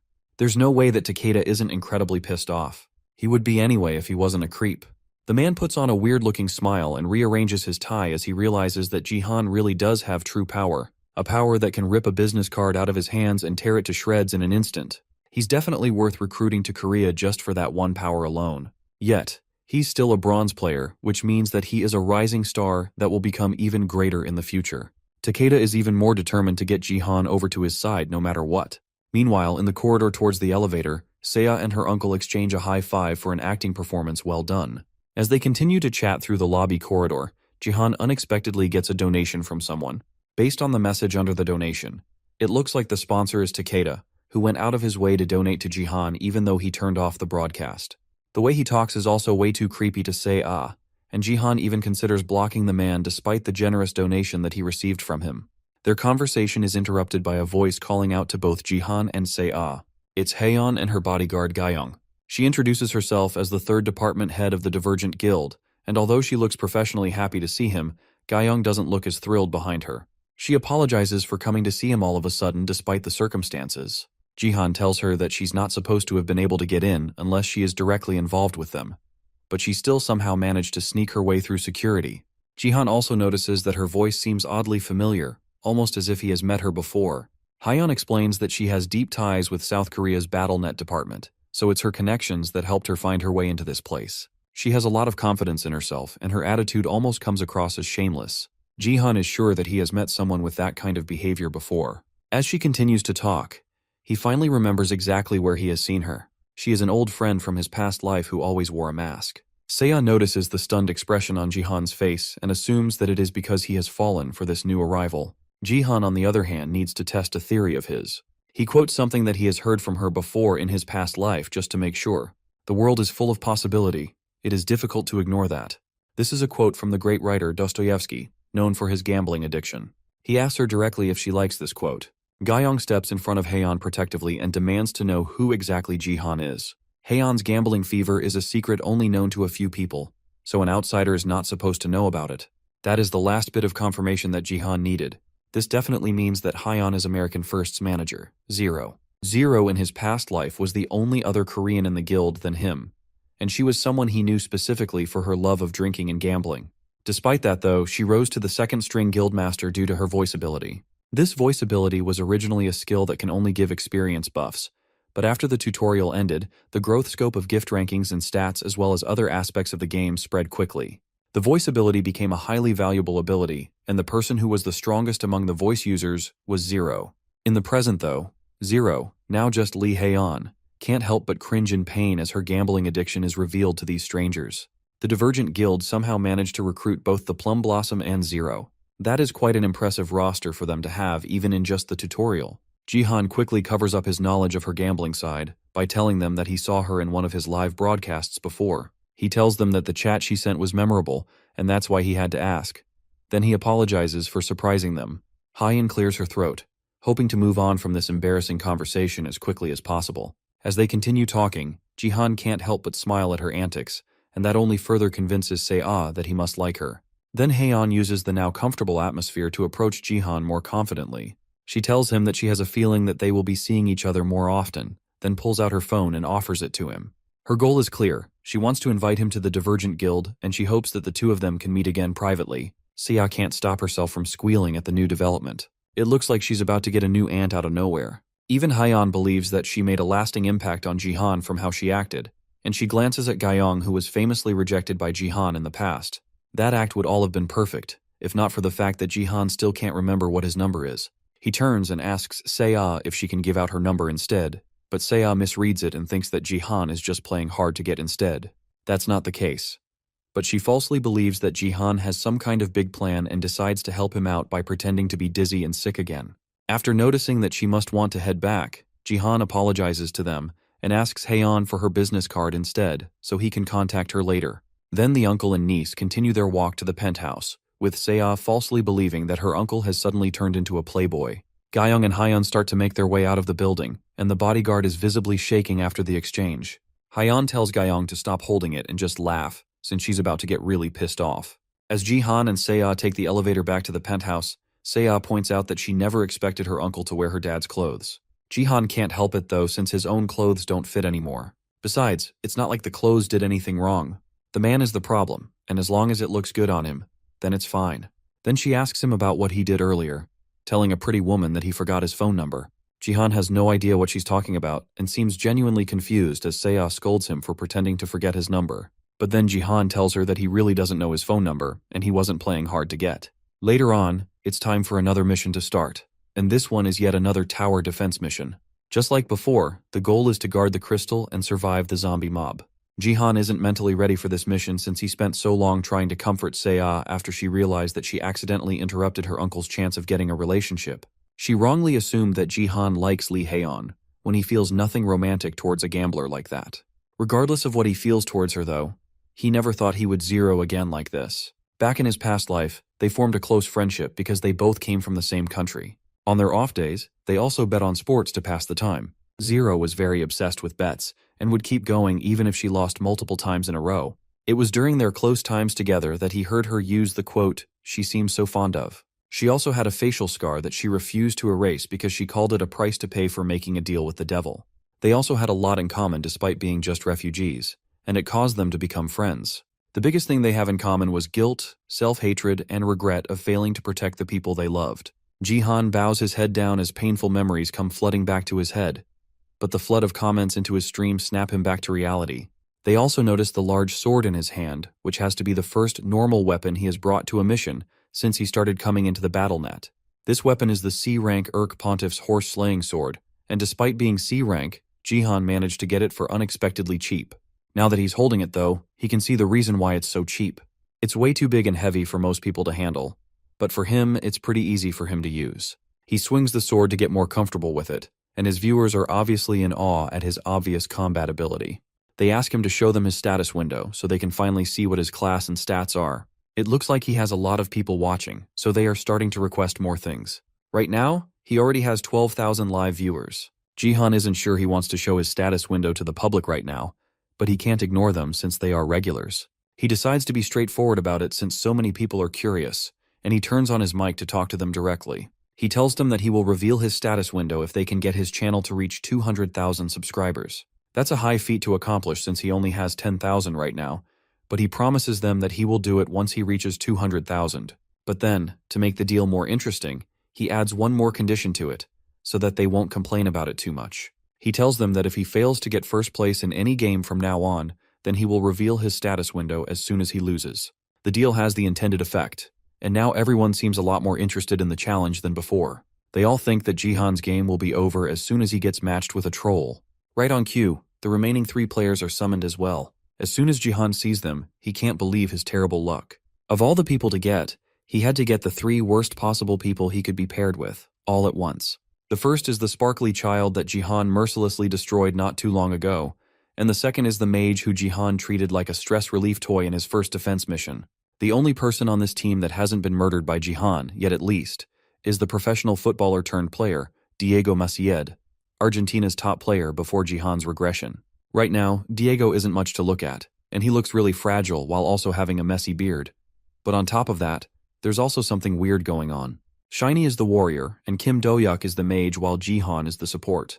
That would mean that Diego is the archer. In Jihan's last life, Diego was a mage, so something weird must have happened. Kim Do-hyuk is not too happy about this matchup either. Thanks to Jihan taking him out last time, he lost his skill and his rewards from the last mission. Then suddenly someone named Sword King Family 898 registers a reward mission. The mission is to destroy the crystal and stop Seong Jihan from getting first place, and the reward, just like with Golden Light, is an absurd amount of money. The game begins, and Diego immediately goes on the offensive. He starts beating the zombies up with his soccer ball, actually impressively managing to knock each zombie off the tower with precise shots. Then he tells Jihan to give him more support buffs so he can get more power. Jihan hasn't had enough stats to use support skills before, so he never tried it. But now that his divine power has gotten higher, maybe he can try using it now. He gives a strength buff, and that also proves that he must be a support since he can give out buffs. But that only makes his viewers more confused about what his real class is. Then before he starts the fight, he asks Kim Do-hyuk if he's ready to play properly this time. Golden Light, who is still trying to be Jihan's #1 fanboy, is interested in whether Jihan and Kim Do-hyuk know each other. Right now though, the mage doesn't have a choice, and it's likely that if he acts difficult again, then Jihan is just going to throw him away again. The mage has no choice but to play nice, and with that, Jihan leaps off the tower to fight the zombies directly. Diego's first impression of Jihan is that he's crazy, and the mage definitely agrees with that analysis. He doesn't like Jihan at all, and he especially doesn't like the fact that Jihan seems to be treating him like some sort of underling. The mage has had enough. If Jihan is going to go around doing anything he wants, then he should also be able to go around and do anything he wants, right? Jihan falls straight into the pit of undead monsters, with a fireball already charged in his hand and waiting to blow. With his newly unlocked pool of mana, as well as his divine power that increased after they fused together to make force, a small horde of undead is nothing for our MC. He unleashes a rain of divine fire on the zombies waiting for him. Then as he lands, he turns with his comically large sword and slams straight into the ground, releasing a shockwave so large that it kills everything within a small radius. Even Diego can barely believe that a bronze support can be so powerful, while Goldie just marvels in awe at the man that once beat him to a pulp. Twice. This entire series of feats is being broadcast live, and some of the audience speculate that Jihan might have already killed 100 zombies with just that one attack. Next are the blood zombies, which are larger and much tougher than the regular cannon fodder that Jihan dealt with. They rush at him, but unexpectedly run into an invisible wall that they can't seem to pass through. That's because Jihan is testing out the true authentic value of the space control ability, Force. With it, he is able to generate an absolute territory, which is a fancy way of saying that he can limit the movements of anything that is unlucky enough to step into that territory. And in some cases, he can even control their movements. Most people don't know about this power, but Jihan is very familiar with it. In his past life, Baron, whose control over Force was a mess, always used Jihan as a training partner. The two of them would spar repeatedly, and because of that, Jihan often came face to face with Baron's Force and was able to completely understand its abilities. Right now, Jihan is an absolute being who can use mana and divine power simultaneously while also having access to Force and martial power. In terms of raw hacks alone, Jihan is head and shoulders above anyone in the Bronze League. In less than a minute after landing in the horde of zombies, Jihan has already taken out over 100 of them. Last time he had a defense mission, he couldn't clear the 1000 kills quest, but this time, he's sure that he can definitely go for it. He just has to go a little bit faster, and he should be able to get it done. With each slash of his weapon, dozens of zombies fall at once with ease, and to everyone else watching, this scene is nothing but absurd. His viewers can understand now why he so confidently said that he will keep getting first place in every match going forward. Now the problem is getting him to 200,000 subscribers, so they can see his status window. The rest of them can only stand by and watch, and Jihan carries the team effortlessly. But one person in particular is suspiciously quiet. Do-hyuk grins menacingly, and the viewers realize that something is definitely wrong. They ask Golden Light to turn around and check on the mage, and Goldie immediately sees what's going on. Do-hyuk stands beside the crystal they are supposed to protect, with a fireball in his hand. His intentions are clear, and it looks like he's about to do something crazy. But just before he does it, he wants to take a moment to taunt Jihan, who's still fighting the zombies. Now that he feels like he's in the clear, he lets out all his anger and frustration that has been building for Jihan, hurling insults at the man, and then eventually insulting his niece, Seiya, as well. Even the zombies stop fighting and start shaking as they realize that this is a very bad idea. Jihan remains quiet as Do-hyuk continues to hurl insults and accusations about Seiya, going as far as implying that Jihan has done something terrible to Seiya to make her so obedient. The 55,000 GP reward that compelled Do-hyuk to do something so stupid is the result of the Sword King family who held a grudge against Seong Jihan. If the points are converted to real money, it would be the equivalent of about 55 million won, and that absurd number is enough fuel to give Kim Do-hyuk the courage to do what he's doing right now. Jihan can also see through the mage's actions, and his intuition tells him that there can only be two reasons why someone so cowardly would start acting up all of a sudden. Either someone is behind him, or someone is encouraging him to do this. He must be thinking that since Jihan is far away, that he can quickly destroy the crystal and run away without any consequences. Jihan truly doesn't care about any insults towards him, but mentioning Seiya is a line that he will make sure no one ever crosses again. The day he regressed and met Seiya again, he couldn't help but recall the terrible nightmare that became his reality. In order to hide a scar that was inflicted on her due to a terror incident by the Sword King family, she hid her face in bandages, and by the time he found her, her body was cold and lifeless. Back then, he couldn't do anything for her, and could only cry with her lifeless body in his arms. Now that he's back with the power to change the future, Jihan decided that he would never let that happen again, and that he would protect Seiya from anyone that tries to hurt her. From the flaming chi coming from his body, the viewers can tell that Jihan is pissed off, and even they can tell that mentioning his family is definitely crossing a line. However, that doesn't change the fact that he is still way too far away from the crystal to do anything to stop it. At least that's what they think. Today, he will make sure that everyone remembers what happens when you mess with Seiya. The moment he earned force, there was something that he realized while trying to unite the three Dantians. He realized that he can use nameless divine arts. His martial power isn't yet at level 30, so Jihan can only intimidate it, but right now, that's all he needs.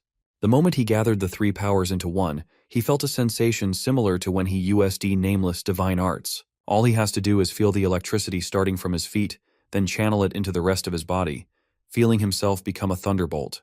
From there, he just has to push himself off the ground, and he can move with lightning-fast speed, using a technique called flashing sky thunder steps, which is a method to break the sky.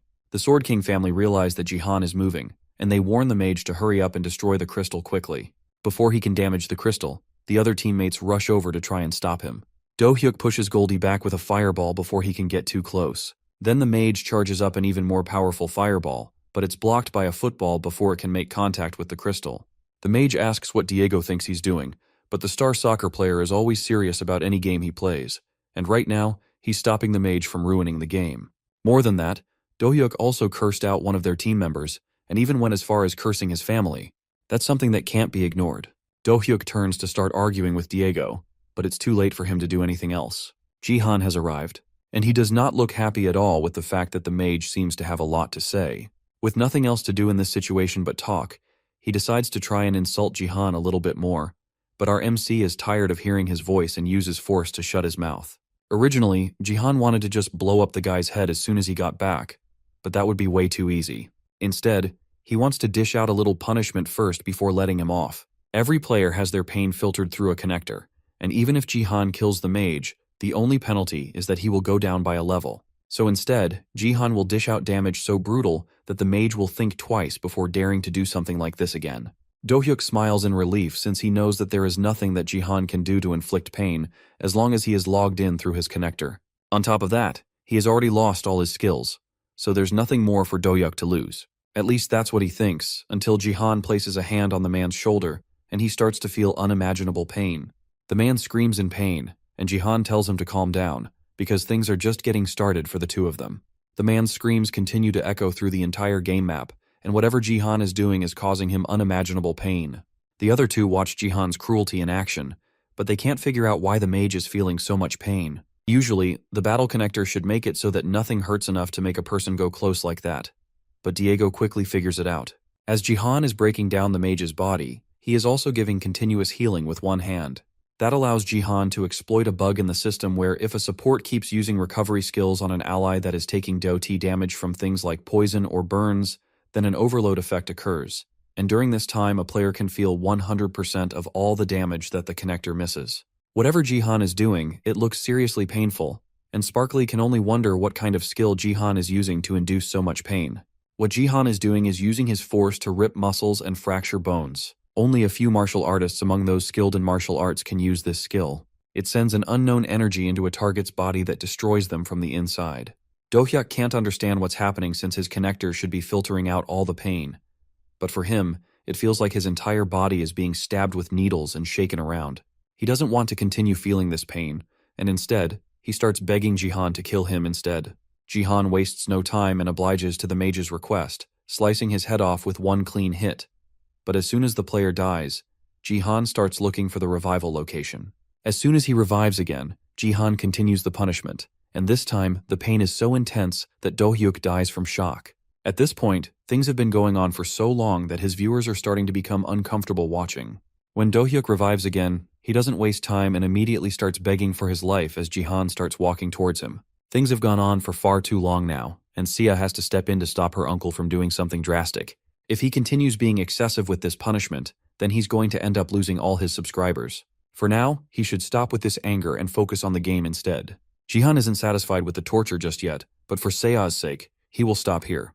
It's still an era of peace, and what he has done should be enough to set an example for anyone else that wants to push his limits. Before he puts the mage out of his misery though, Jihan has to know who sent him on such a foolish quest.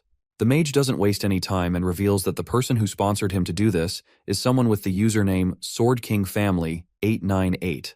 The Sword King family kept sponsoring him over and over, and because of that, he got lost in the money and ended up acting stupidly. As much as that tracks with what he knows about the Sword King family, it's unlikely that one person was able to bet as much as 50,000 GP. That makes it more likely that it isn't one person, but an entire organization that did this. Now that he has the answers he needs, he grabs the mage by his collar and tells him to be thankful that Seiya stopped him from going further. Then as Jihan tosses him into the sky towards his death, the mage screams out his thanks to Seiya for stopping the torture. With that, Kim Do-hyuk has died for the last time and been eliminated from the game. For his splendid torture and the top-class throw of a troll, Golden Light and Diego both give Jihan 10 points each. Now that the trash has been taken out, Jihan has to go down and take out more zombies.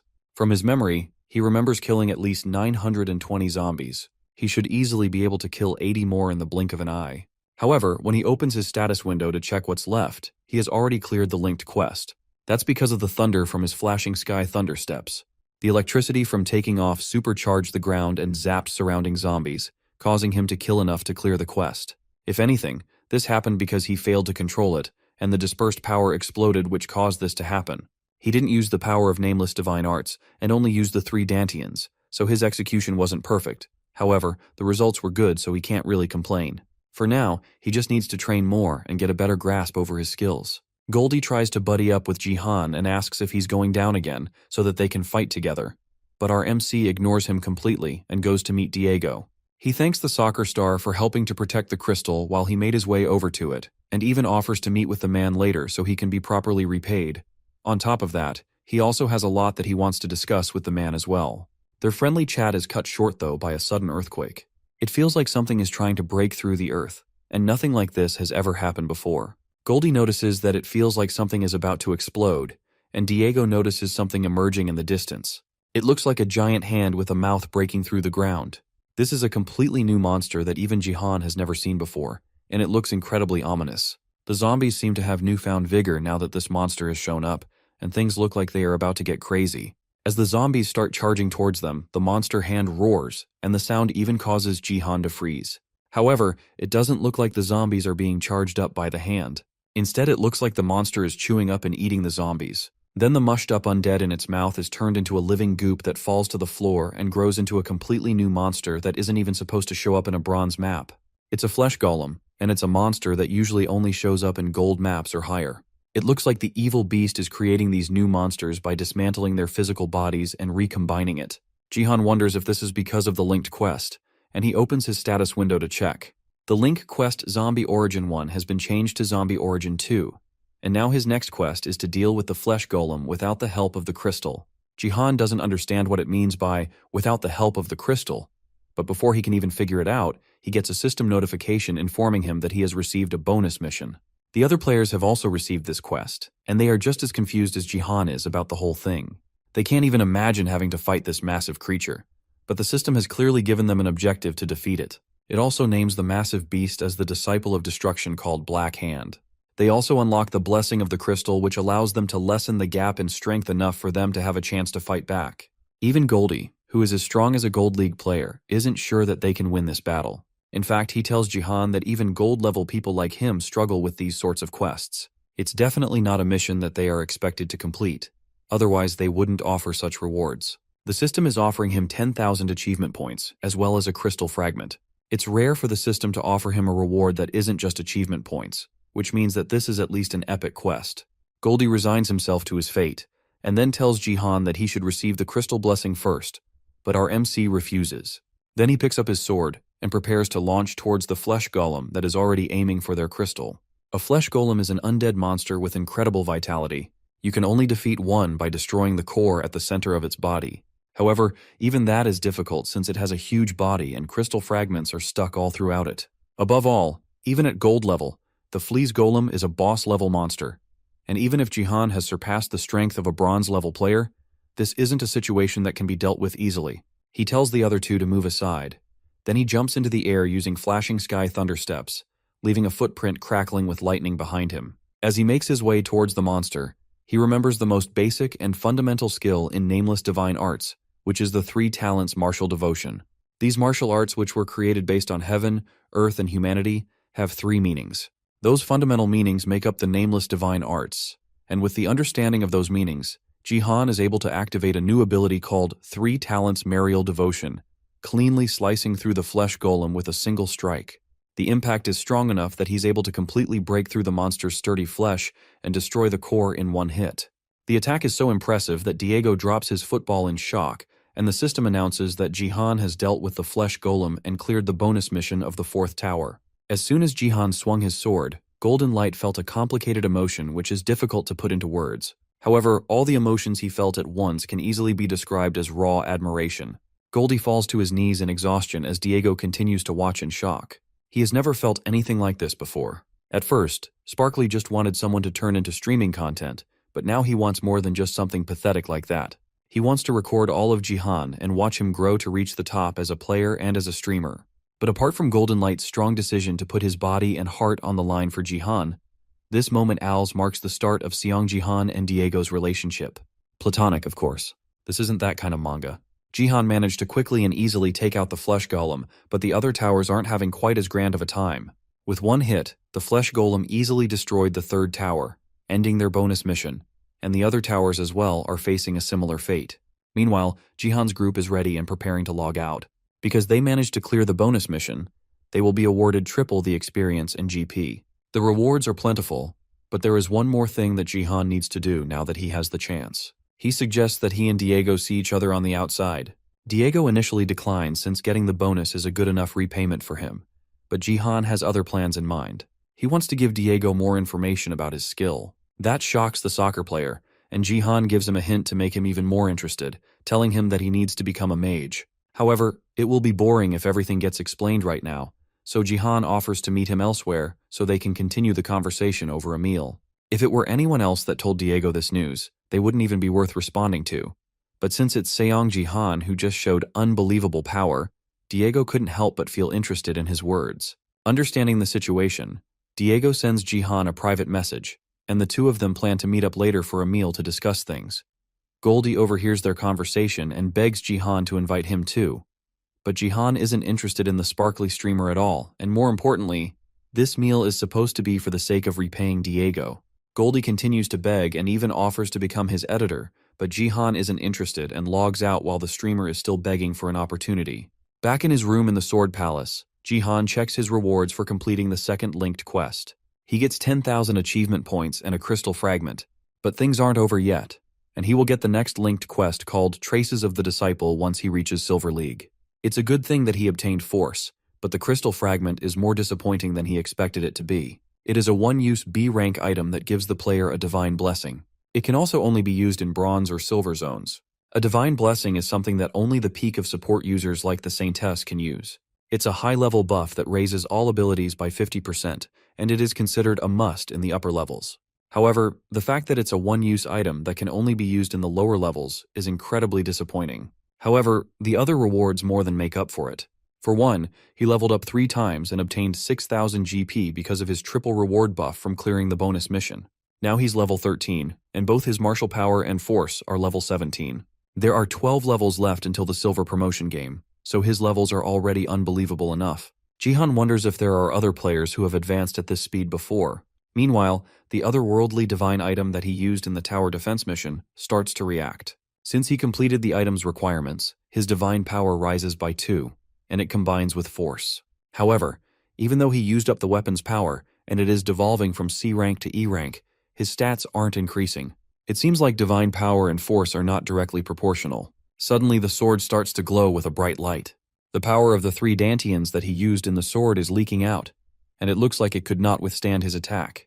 It'll be way too dangerous to just let the power leak out, so Jihan has to absorb it all back into his body. The process fills his room with a bright and blinding light that even leaks outside. Meanwhile, in a building right beside the Sword Palace, relaxing in an unsuspecting room, the NEO Self-Defense Force recruiter who recently went by the name Sword King Family 898 can't help but feel depressed that his plans failed. He was the one that registered the mission on the mage to force Jihan to lose the competition. But despite his plans to see Jihan's status window, he still wasn't able to get what he wanted. He originally wanted to use the mage's resentment of Jihan, as well as the animosity of the Sword King family to his advantage, since things haven't settled down since the Sword King left. For now, he needs to stop messing the game up by pretending to be in the Sword King family. It would have been great if things had succeeded in one go, but it looks like he chose a pathetic player to do his dirty work for him. Things would have worked out if the mage had just broken the crystal immediately, instead of taking a moment to fool around needlessly. At the rate things are going, he might end up losing his opportunity to bring Jihan over to Japan. As the recruitment manager of the NEO Self-Defense Force, Takeda Kazuo realized immediately that Jihan is a talented player, and he needs to recruit him using his long experience of recruiting talented players. However, his superiors in the company would only move and make decisions after clear information and evidence has been presented. They asked for evidence that Takeda's intuition about the bronze player is spot on, and he's going to need to do something to back up his position. In order to do that, Takeda needed to see Jihan's status window, which would give undeniable proof that Jihan is a strong player worthy of Japan's interest. But things have gone on too long, and Takeda is running out of time. He needs to up the ante and bring out the big guns in order to make sure that he can obtain Seong Jihan's status window. Once that happens, he will receive permission from the company to use the same special method that they used to acquire the Sword King. Back with Jihan, he somehow managed to absorb the overflowing power from the sword, and even raised his divine power by 1 level. This time, though, his force level actually increased. From this, he can tell that every 3 levels of divine power means 1 level for force. Additionally, since his martial power is connected to force, it also increased by 1 point, bringing both to level 18. It's a shame that the weapon is lost, but the benefits from its destruction managed to make up for it. But the system isn't done yet, and it tells him that since the value of force has exceeded 17, he can only absorb divine power from A-rank divine items or higher. That's a huge handicap since A-rank divine items are incredibly hard to come by. Seiya burst into the room to happily tell her uncle that she just got a 50 billion won deposit.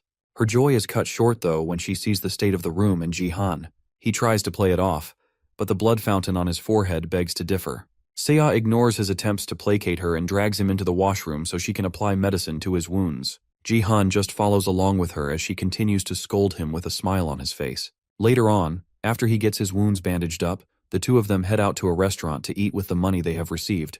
After spending a decade in the US, he really missed eating some pork belly in a familiar Korean atmosphere. It's the first time he has been able to eat a proper meal since regressing. It's not back to eating out once in a while, but Jihan just wants to return to the food he's familiar with. Seiya insists that she's paying, so he should ask for something better and more expensive. Jihan just waves his hand and tells her that they are going to eat all their meals together anyway, so they can have fancier food some other time. But Seiya tells him that they won't be eating together for much longer. She has decided to go back to school, and although she may not look like it, she's still the student council president. So it's weird for her to have such a long absence from school. The teacher already told her that she can rest for another week, but it's almost the day to get the blessing from the gift room, so she can't rest for too long. The gift room is something that everyone gets to experience on their 18th birthday. Seiya's birthday is August 22nd, And even in these hellish times, Seiya still waited for that day eagerly. Seiya, who had wanted to be blessed in the Academy's gift room, had hoped that she would get a good gift that would make the situation better. That hope fell apart when Seiya received an F-rank gift. That was the moment where the strong Seiya finally fell apart. He can't tell her that she's going to receive an F-rank gift though. So for now, he should just try to lower her expectations. She's going to start school the next day since it's a Monday, so she can get a fresh start. Jihan offers to be her personal driver to and from school, and although she tries to argue, Jihan has already made his decision about it. She frowns and turns away from him. But even though she tries to make it look like she's upset, she can't hide the joy in her face at his decision. The next day, early in the morning, the two head down to the Sword Palace parking lot, only to find that all the cars are gone. The Sword King had an assortment of sports cars and supercars, but now the place is completely empty. It looks like their relatives sold them all without their knowledge. Seiya decides to just take the bus, but Jihan notices a car has been left behind. The only car left is Seiya's mother's car, and it looks like they couldn't earn much from it, so they left it behind. Luckily for them, the door is open, and the keys are inside. Despite its old and beat-up appearance, the car still manages to start up. Seiya panics a little bit at the fact that they are going in that car, and Jihan thinks that she's embarrassed to be seen in such an old car, but she tells him that she's actually worried. He asks her what she's worried about, but gets her answer when they arrive at the school and are told to move by a tall, angry-looking bald man. They are in Gangnam-gu Battle.net Academy, which is where Seiya studies, and in the parking lot, it looks like this man is trying to pick a fight with them simply because Jihan is driving a cheap car. He tries to tell them to move and even calls Jihan a beggar, causing our MC to calmly exit the car and tell the man to watch his tongue. The other people around them quickly recognize Jihan as the Bronze Killer, and they immediately take out their phones to record the interaction so they can stream it on the internet. Elsewhere, in the Divergent Guild headquarters, Hyeon immediately gets up and tells Gayoung to follow her as soon as she sees the video and knows where Jihan is. This time, she's going to make sure that Jihan won't look down on her anymore. Back with Jihan, the man continues to provoke Jihan and then eventually draws his fist back to attack.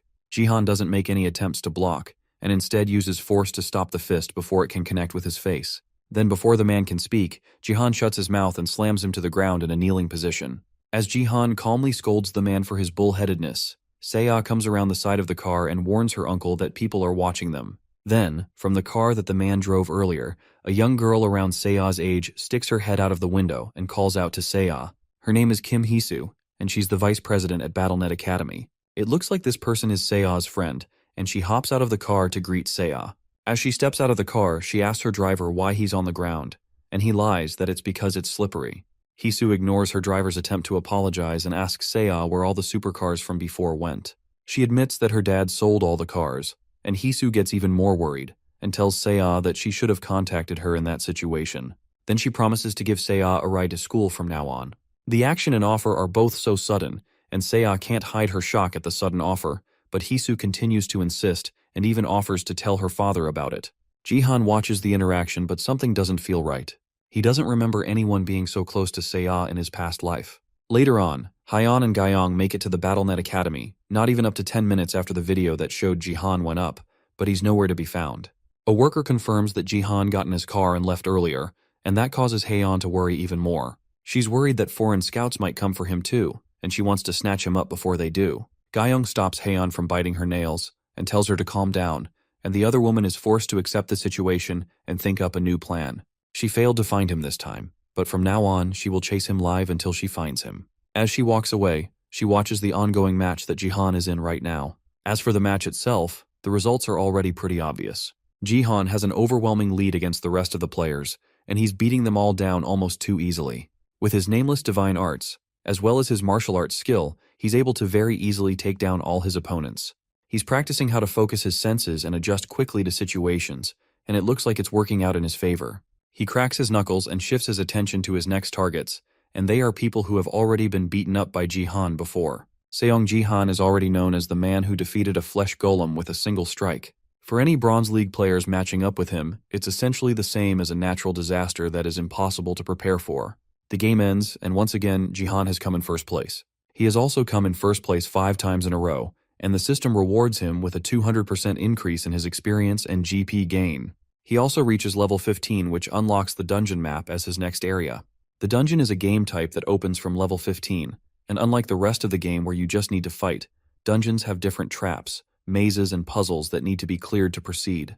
However, unlike the other game modes, this one is co-op, and there is a limit to how far one person can go alone. Even on Battle.net, they recommend that cooperating with party members is a necessary part of playing in dungeon mode. However, there are too many guys after him, and if he ends up being partied with people who want to screw him over, then there's nothing he can do about it. He briefly considers joining a guild, but changes his mind not long after. He doesn't want to be there for long, and the guild will be annoying when he eventually asks to leave. Besides, he will reach silver soon, and once he reaches silver, then he will create his own guild. Later that day, it's time for dinner, and Jihan calls for Seiya to go and set the dining table. The food is all set, and the two of them sit down to eat. Seiya is surprised that Jihan can cook so well, but Jihan honestly just threw together the ingredients they had to make a basic meal. She freaks out over how good the food is, and Jihan tells her that he will cook properly for her next time. He used to cook himself a meal every day when he was in America, so he's already well accustomed to being in the kitchen. As they eat, Jihan asks Seiya if she's going to be getting a ride from her friend often from now on. Seiya tells him that she doesn't want to ride in her car because during the entire trip, Hisu overreacted and made her very uncomfortable. She kept on showing uncomfortable levels of concern and asking personal questions, and eventually, it became too much for Seiya to handle. Jihan immediately understands and realizes that being with the girl must suck. There's another reason though, and it's because her mom's car is much more comfortable and filled with warmth. Jihan also agrees with that. The next day, Jihan takes her to school, and this time there are a lot of scouts and reporters waiting for them. After their flashy outburst the previous day, it's no wonder that so many people are interested in seeing him. At this point, they are practically his stalkers. Thankfully, the school's security is doing a good job of keeping them back and out of the school's premises. As they drive into the parking lot, they see two familiar faces waiting for them. It's Hayan and Gaiyong, and the two of them were clearly waiting for him beforehand. She's even more upset because she gave him her business card, but he never contacted her. The truth is that he just completely forgot about her though. This time though, she has made sure that he has no way to escape. She takes him to the school's garden rooftop where they can have a nice private meeting. At least it would be private if not for the other scouts camping outside, hoping that they would get a chance to talk to Jihan. Jihan notices that Hayan is more comfortable than usual, and that's because she graduated from this school, but she's more upset about his behavior.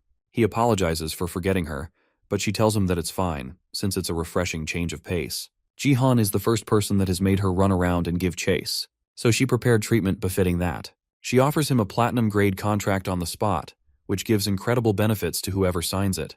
It's such a big deal that the other recruiters prepare to start heading home. Even Jihan is shocked by how much she seemed to prepare just for him. Then she decides to directly tell him that the contract was only possible because it's her. Then she leans in close to him and directly tells him that these are her feelings for him. Her approach is so direct and effective that it makes the rest of the recruiters who were still hanging on to a shred of hope turn around and walk away. Even Jihan has to admit that he's impressed by how far ahead she seems to think this up. As she stares him down and tries to figure out what he's thinking, her being so close to him allows him to catch a scent of her perfume. He can immediately tell that it's the same perfume that Zero used back when they were close friends. Now he's certain that Lee Haeon is in fact the Zero that he knew. But now, the next question is if another quirk of hers is the same as he remembers. Haeon, tired of standing up and staring at him, finally plops back onto her seat with a huff. At this point, she's frustrated by the fact that she can't seem to get a reaction out of him. And on top of that, she hasn't even gotten his number, and it looks like she's the only one that has been giving him things. Now she's determined to get his phone number, no matter the cost. She tells him that after he checks the contract, she will have to put her seal on it, so she's going to need his contact information. Her approach is too direct though, and Jihan immediately realizes that she just wants his phone number. He doesn't turn her down this time though, and instead suggests that they make a bet. He tells her about the fact that he just hit level 15, and as they know, the first game after hitting the milestone will always be a dungeon. Haeyeon can barely believe that Jihan has reached level 15. It's been less than a month since he started actively participating in the Battle.net, and he has already grown so much.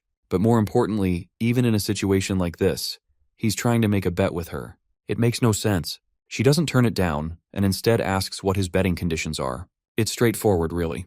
He wants to enter the Battle.net right now, and if he misses first place, then he will form a contract with the Divergent Guild, and of course, he'll give her his number as well. That sounds risky since it's well known that a lot of people are targeting him. If he hops into his first dungeon game by himself without a party or guild, then he will end up having to play with random people. The offer is almost too good to be true for Haeyeon, and it's pretty scary that he can just pull something like this out of nowhere. She doesn't refuse and asks him what he wants from her if she loses the bet. His request is simple. It's the last piece of the puzzle that he needs to confirm Haeyeon's identity. He tells her that he wants to see her status screen. Once he sees it, he can finally check if she has the same gift of nurturing as Zero. At this time, the nurturing gift was just an experience buff, which makes it an embarrassing gift to show others, and seeing her reaction pretty much confirms his suspicions, but he needs to check things with his own eyes and make sure that his intuition is correct. Just like he expected, she agrees to the bet reluctantly, and warns him not to end up regretting it later on. Since he plans to enter the BattleNet immediately, she asks if he wants to move locations, but he doesn't need that. He enters the BattleNet immediately and starts a BattleTube live broadcast as well, so they can watch him. Just as expected, he spawns in a dungeon called the Conqueror's Tomb. The Conqueror's Tomb is a high-level difficulty dungeon where the legendary Conqueror sleeps. Various monsters appear in this dungeon, but it lacks the complex puzzle features such as traps or mazes. However, there is a reason that the difficulty of this dungeon is so high. The only way to clear it is to ensure that all members of the party survive till the end, which means that getting lucky with teammates is very important. Jihan enters the dungeon, and his temporary teammates also get summoned right beside him. From what he can see, these teammates don't look bad at all, and they immediately recognize him. From the looks of it, they are all in the same guild, and their equipment is pretty good too. They greet him with a lot of respect, and look genuinely happy to be working with him. One of the commenters recognizes the players as members of the Black Eagle Guild. They are usually known to be considerate people, so it's likely that they will get first place. The team also has a laid-back air to them now that they have someone as powerful as Jihan on their team. They initially tell him that they will take the lead, and he can follow behind them, but Jihan refuses, and decides to take the lead himself. They try to argue for a bit, but it's obvious that Jihan is dependable, so they eagerly follow behind him. Jihan is just glad they aren't trolls this time, and he was worried because of the clear conditions of this dungeon. Now he just has to focus on making sure that they all get to the end of the dungeon. They step into the first level, and the monsters already start to spawn. The ground seems to grow as the sand on the floor slowly morphs into monsters known as the Tomb's Guards. The rest of his team enters battle mode and asks how they should get into formation, but Jihan just needs them to stay behind him. He calmly walks into the room filled with sand guards, and as soon as he enters, they try to take a swing at him, but he's able to easily dodge the attacks with no problem. Then he returns the attack with a simple punch, taking down one of the guards with one hit. He continues the onslaught, punching through the guards without any problems, and taking them all out easily before they are even able to attack him. In a matter of seconds, the room is clear, and he reminds his stunned teammates that they need to keep up with him. In the Conqueror's Tomb, there are a total of 10 pathways, and each team is assigned to one pathway. All pathways lead to the underground level 7, which has the final stage. Jihan's team was assigned to the 8th path, and they are currently in an overwhelming lead. They're already down to level 3, and all his teammates have had to do the entire time is quietly follow behind Jihan. They have heard of how strong Jihan is, but seeing him in real life is really humbling. He's crushing the sturdy heads of the soldiers like they are made of sand, and easily clearing a way for them. This entire time he hasn't even used a weapon yet, and yet he's showing strength far above a normal Bronze League. As he continues pushing through the levels, he receives a donation from a familiar and annoying username. It's Takeda, and he begs Jihan to check his mail for a big fat donation. The strange way the man talks makes even the commenters uncomfortable, and his intentions are really clear. He wants to recruit Jihan to Japan, no matter the costs. The commenters beg Jihan not to leave Korea since they can't lose him too after just losing the Sword King. Luckily, he has no intentions of leaving Korea, and even bans Takeda from his stream for making such lousy attempts to recruit him. Now, they are even done with level 3, when the rest of the teams are probably still struggling to clear level 1. One of the players checks the strength of a guard with his sword, and it has a durability as hard as metal. Yet Jihan is easily destroying them with just his fists. As the warrior checks the statue's durability though, he receives a strange message that causes him to pause for a moment. The others continue their trek down the towers, and the mage in the group apologizes for making Jihan do everything for them. He doesn't mind, and at this point, he's just happy that they aren't trolling like the rest of the people he has played with. They make it down to level 4, and this one looks like a straight path. As Jihan checks the area, another one of the players receives a message as well, and they pause to stare at it in disbelief. Jihan can tell from the holes in the walls and the ground that they are all just traps set for them. Usually the Conqueror's Tomb has almost no traps, but it looks like that is because they are all concentrated here. Jihan doesn't mind the traps and asks them if it's alright for them to speed up a bit. Once again, he starts to take the lead, and tells them to watch his back as he makes his way through the dungeon. As he walks on ahead, the archer and the warrior both pull out their weapons discreetly. They wait for him to start moving and plan to kill themselves at the nearest opportunity. The message they received was yet another attempt from the Sword King family to disrupt Jihan's game by telling his teammates to kill themselves without being noticed, which automatically sabotages Jihan's game. The guild members of the Black Eagle Guild all received the same quest from the very same Takeda, who was just banned from watching Jihan's stream. Originally, the recruiter wanted to avoid using this method, but at this point, all he can use is money to try and get his way. Now that the stage has been set, the question is what Jihan will do to prevent his inevitable loss when there are several people that have been bought out to make sure he loses. On top of that, these people won't make it obvious, which means that the moment he takes off, he will fail immediately. There are no exceptions, and Takeda is sure to win. That is, unless a certain golden lad decides to step in and tip Jihan off in advance. Jihan and the mage rush through the trap-filled room, and immediately, the traps activate, sending several arrows flying towards them. The mage tries to prepare a spell to get rid of the arrows, but Jihan already has a plan to stop them. He activates his absolute territory, and the arrows freeze in midair. The mage excitedly turns to ask his teammates if they can also see what's going on, and that's when he notices the two of them turning their weapons on themselves. The mage calls for them to stop what they are doing, and that's enough of a warning for Jihan to turn and notice what they are trying to do. He activates his flashing sky thundersteps in the split second that the guys are confused from having been caught, and thanks to it, he's fast enough to stop them from doing anything drastic, and knocks their weapons out of their hands. Then he uses force to bind them to the ground, stopping their movements entirely. The mage runs back in from the trap room to check if Jihan and his guildmates are all right. In their panic, they both reveal the fact that they got a suicide mission from someone. If one of them kills themselves, then the game ends immediately for them. The mage takes a moment to apologize to Jihan for the actions of his guild members, but our MC is just relieved that he made it in time to stop them from doing something stupid. But he knows that things aren't over just yet. He uses his force ability to move the mage's hand right as a beam of light shoots out of it, narrowly stopping the mage from killing himself as well. The Black Eagle Guild all receive the same suicide quest, and the mage yells in anger and asks Jihan how he knew that they all received the quest. After all, there's nothing that they did to make him suspect them. The person who alerted Jihan of his corrupted teammates was none other than Golden Light himself, who paid Jihan's absurdly high donation fee just to make sure that Jihan knows that his teammates have been bribed. Thanks to the fact that he's a die-hard fan, Goldie had been watching the broadcast in real time, and he noticed that the other members all seemed to receive a strange message one by one. That's when he noticed the mission given out by Sword King Family 989 with an incredibly high reward of 1 billion won. So he had to make sure to tell Jihan, even though the donation message starts from 10 million won. But Jihan is more focused on how strange this event seems to be. Regardless of the grudge that the Sword King family has against him, spending 1 billion won on one mission is just insane.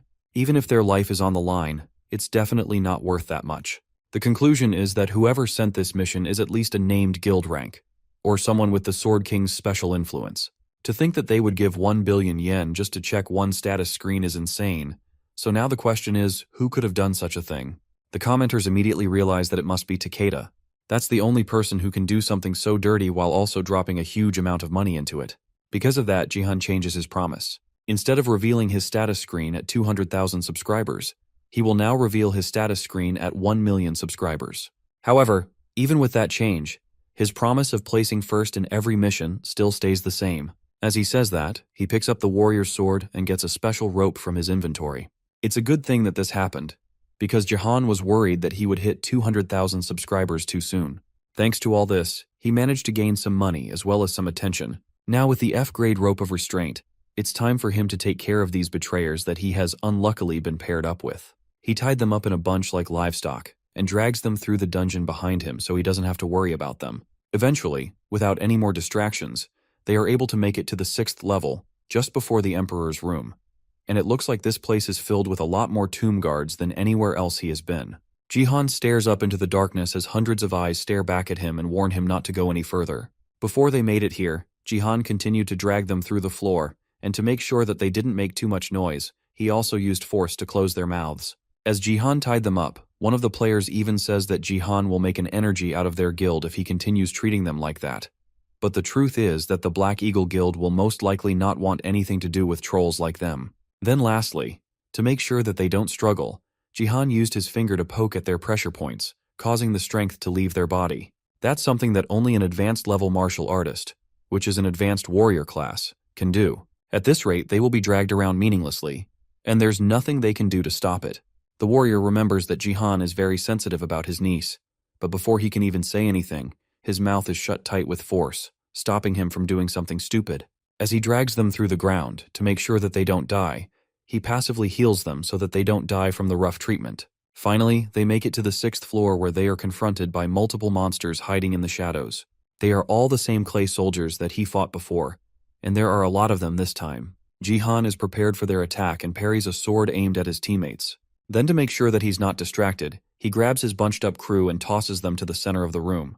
Now that he doesn't have any distractions, he sets off clearing out the clay soldiers approaching them. Except, unlike before, after slicing them down, the soldiers revive, and thousands more come out from the shadows. The fact that their eyes are glowing means that they are in berserker mode. Right then, a linked quest appears out of nowhere and urges Jihan to kill all the guards. It's been a while since he got a linked quest, and the last time was during the defense map.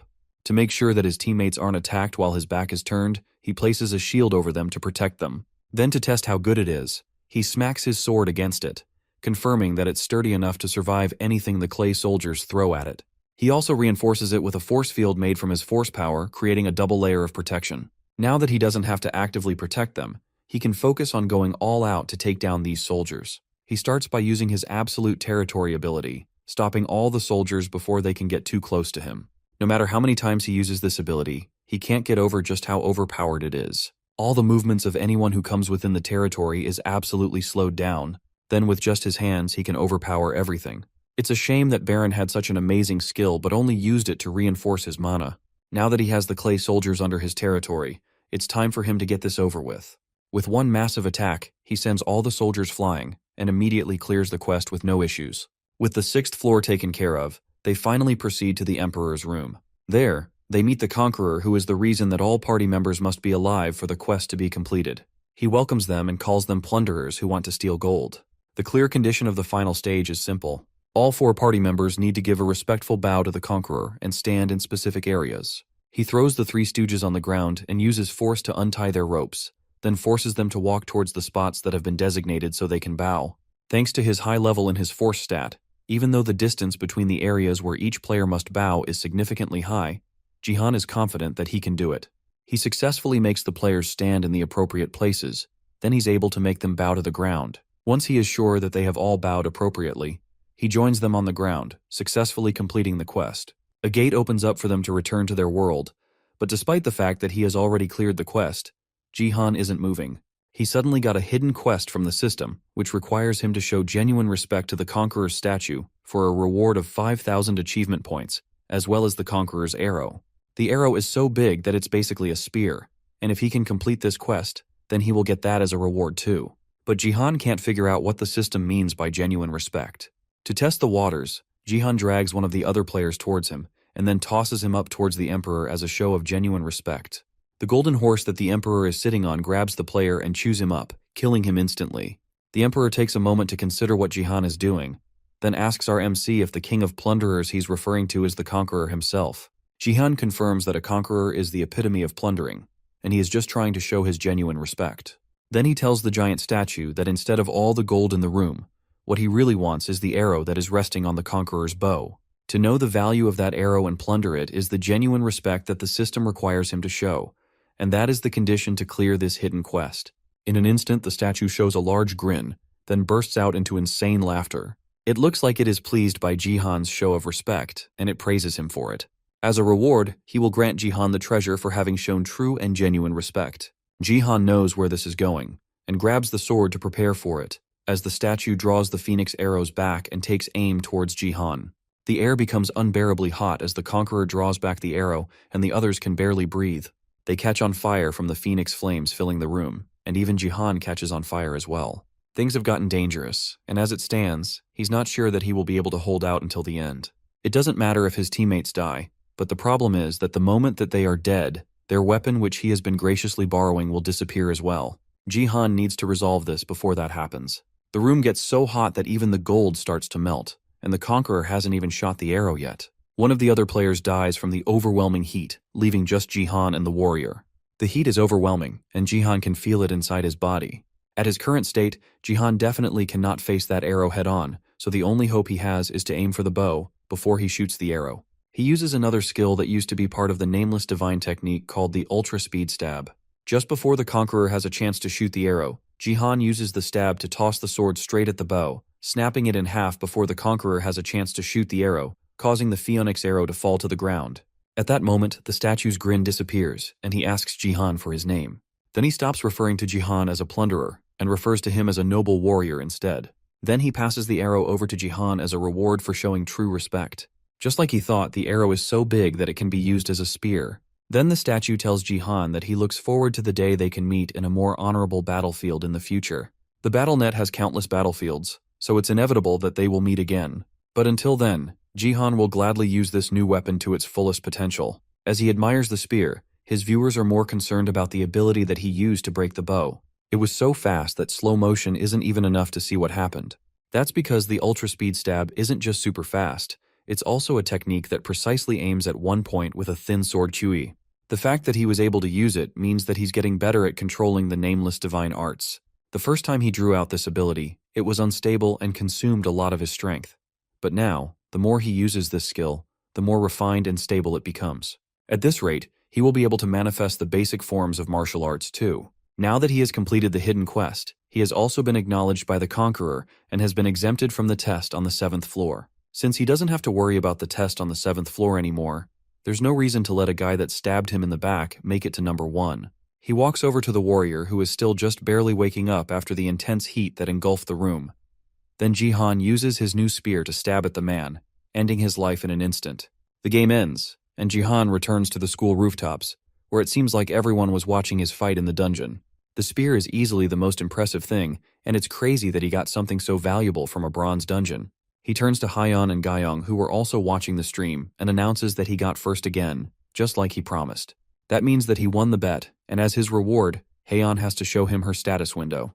Hyeon flinches, and Jihan initially thinks that she wants to go back on her word, but she's more anxious about the giant spear that he's holding behind him. It's filled with such overwhelming power that Gyeong is almost forced to instinctively draw her sword. After he puts the spear away, she shows him her status window, just like she promised, but she's still embarrassed about showing it to him. Seeing it himself confirms exactly what he thought. She has the fostering gift which allows her to foster other players. Gyeong watches on worriedly from the side as Haeyeon seems to die from embarrassment. She hates talking about her gift, and she was so upset that she spent so much money for such a garbage gift. She was so upset, she started wondering why she even went to the academy in the first place, and she ended up talking badly about the academy at any chance she got.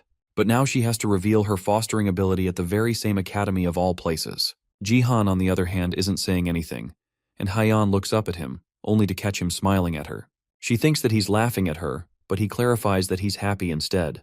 Then he pulls out his phone and asks for her phone number. Haeyeon reminds him that she lost the bet, but he tells her that he just wants her number. Then she tells him that her number is on the business card that she gave him, but then he tells her that he lost it. That's basically telling her that he has no interest in her, but now all of a sudden, he's asking for her number. Haeyeon can't get rid of the feeling that he's playing around with her, and her ego can't take it, but she ends up giving him her number regardless, even saving her name in his phone with a heart. Then she turns around and walks away, smugly turning around to see how he would react to the way she saved her name. Instead of being taken aback or shocked, Jihan just lightly laughs and then tells her that he will call. That's the last straw for her ego, and she wants to yell at him, but just barely holds herself back. Elsewhere in the school, Jihan watches her uncle's first dungeon run with her classmates, and they are all impressed by just how strong he is. Hisu, though, doesn't seem as happy as the others do about Jihan's accomplishment. In fact, she almost looks angry, but she's broken out of her spell by one of her classmates calling her name. The girl asks Hisu if she also notices how different Jihan looks compared to just a month ago. The last time Hisu went to Sea's house, Jihan looked like some unemployed alcoholic bum, and now he has turned into this amazing person who even has one of her other classmates swooning in glee. Sia can't help shed tears of joy at the fact that her uncle has become someone so respectable. Hisu then reminds Seiya that her 18th birthday is coming up, which also means that the day she officially becomes a player is coming up. Everyone awakens as a player when they turn 18, allowing them to see their status windows. The other students also remember that fact, and the fact that she must be nervous about it. BattleNet Academy students eagerly await the day that they can become players, after spending so much time with various classes and undergoing so much training. The gift room is the biggest reason for the academy existing, and all the students are also the most interested in the gifts. The other students start to wonder if Seiya will receive a gift as well, and some already think that it will be at least an S-rank gift. After all, her dad has an SSS rank gift, her mum was an SS rank and a saintess, and there are rumors that her uncle is at least an S rank. With all those talents in her family, there's no way she won't be just as powerful as they are. Although there has already been research done that proves that genetics has nothing to do with gifts. Still, despite that, she still hopes that she will get something good. Her birthday is just a little over a week away, so she has been really anxious about it, but Hisu tries to be there to comfort her. She tells Seiya to look forward to a gift that she will get on her birthday. Meanwhile, in the NEO Self-Defense Force training hall in Japan, countless unconscious people lay behind the Sword King as proof of his training session. The onlookers can only wonder if the Sword King has always been this powerful. However, it's been made clear through this training session that the Sword King has gotten even stronger, and all his abilities are now higher than before. Now that things have gotten to this level, everyone in the NEO Self-Defense Force is eagerly looking forward to the day when Ito Ryuhei will debut in the fight between Korea and Japan. In the Divergent Guild headquarters, Heian is having a very heated conversation with someone over the phone. She's talking to her father, who wants her to try and pursue a relationship with someone she doesn't like at all. They continue to argue, and her father continues to try and encourage her to get married as soon as possible. And eventually, she gets so upset that she ends the call abruptly on him. Gyeong comes into the room to check what's going on, and Heian doesn't even hide the fact that she's upset. She left her home and her life behind because her father kept on trying to force her to marry people that were way too old or unlikable. This time, he forced her to go on a date with an overweight, balding old man from the NEO Self-Defense Force. It was a really bad and uncomfortable situation, and this has been her life for as long as she has been in marriage. Despite the fact that she's rich, it doesn't stop her father from wanting her to marry someone wealthy. Gyeong suggests that Heian go and rest at home, but she declines since she's more comfortable in the Divergent Guild headquarters. Then Heian takes a moment to apologize to her bodyguard, seemingly out of nowhere. She knows that Gyeong doesn't have much time to herself because she is working as a bodyguard, and with her S-rank gift, her talents would have been much more useful elsewhere. Gyeong doesn't mind though, and she assures Heian that being a bodyguard is her duty, and something that she has chosen to do. For now, she'll just hold on until Heian inherits the company, although the Divergent Guild recruiter doesn't want to do so. Instead, she wants to be independent, so she can earn her own money and live the kind of life she wants without her parents nagging her to get married. That would have been a noble cause if not for the fact that Heian's main way of earning her own money is through gambling. It may be legal, but Heian keeps losing on every gamble, which makes it very unlikely that she will make her own money this way. But this time, she is sure that she will be able to win something big this time. That is because of the Korea versus Japan matchup coming soon. It's a rather sad situation, but all the Koreans are betting on Japan winning. People don't want to say it directly, but everyone knows that Japan is going to win. Her phone vibrates in her hand with a message from Jihan, and the contents of the message cause her eyes to go wide with shock. The next day, Jihan is making good on his promise to treat Diego to some good food as thanks for the help during the defense mission. The two of them go to a fancy restaurant where Diego gets his first taste of Korean beef, and even he can tell that it's very expensive. Jihan doesn't mind though and tells him to ask for anything else he might want. He asks for a drink and Jihan orders him some soju. In a split second, Diego perfectly mixes it even better than Diego would have been able to. Then he takes a bite of the meat, and it's so good that Diego can barely speak. Now that the two of them have gotten acquainted, Jihan tells Diego to speak more casually and comfortably. The two of them chat and drink, and as the day goes on, Diego confesses that he's a bit resentful about the way his life has gone. If it weren't for the BattleNet, then he wouldn't be living this kind of life. He was a soccer star and one of the best in the world, but in the blink of an eye, he fell to rock bottom. Because of that, he couldn't get any more to support himself, and his wife and children left him. Jihan understands what Diego is talking about. He was once a world star, and he was someone who could have everything he ever wanted. But with the birth of the BattleNet, people began losing interest in sports, and just like that, he also lost all his fans. Eventually, FIFA and the professional soccer scene would disappear as people forgot all about soccer. Nothing more needs to be said when a world-class player is forced to live in Korea, teaching kids how to play soccer. Diego stops talking about himself and suggests that they get to the point. Jihan recently advised him to become a mage, and he wants to know why. It's because of the gift that Diego has. It reinforces all equipment that resembles a soccer ball, and it's an SSS rank gift as well. Because of that, Diego carries a soccer ball wherever he goes. But he doesn't know if he has what it takes to be a mage, since his mana stat is really bad. To show his sincerity, Jihan summons an item that he got specifically for Diego. It's an Arachne's orb, and it's a B-rank magical item from the spider tribe. The orb is wrapped in spider's web, making it very elastic, and since spiders have only feet, the orb is considered a ball, therefore making it the perfect equipment for Diego. This item will bring out the real Diego, who was the most powerful mage to ever exist in Jihan's past life. Diego nervously asks how much it is, and Jihan tells him that it's about 50 million won, and the mention of the insane price immediately sobers up Diego. That's more expensive than the down payment on his house. Normally, Diego wouldn't be able to buy something like this even after 10 years of saving. Jihan isn't done yet though, and he has more to offer. He wants to give Diego this orb as a gift, and he even plans to support Diego financially too. The former soccer star can't believe what Jihan is saying, but our MC isn't done. He wants Diego to join the guild that he will create when he reaches silver rank. Naturally, Diego wants to know if Jihan has enough money for that, and our MC is confident that he does, although he's also sure that he's about to make a lot more pretty soon. Then he shows Diego his phone, and whatever is on it is enough to cause the soccer star to think that Jihan has officially lost his mind. It's the predictions of the match that will happen between Japan and Korea, and it predicts that Korea will have 1 win and 3 losses. He sends the same information to Hyeon, but she doesn't believe it. There's no way that Korea will be able to win against the Sword King, but his prediction will be proven soon enough, because the time for the Korea versus Japan round has finally arrived. Diego can't believe that Jihan thinks that Korea will get 1 win. It's almost impossible for him to imagine that happening. He's not looking down on the Korean team, but the Sword King is a whole other level. He's someone so powerful that he can take on an entire team on his own. Jihan understands why that would be hard to believe, but it's easier if he shows it than if he explains it. Then Jihan picks up a remote and turns on a TV beside their table, showing the match happening live. The international competition is set to begin, and the conditions to win is that one team must defeat all the players on the opponent team. There will be 5 rounds, and the first team to get to 3 wins is the winner of the battle. Ryuhei immediately starts the charge and tells his teammates to follow his lead, but the rest of them are hesitant.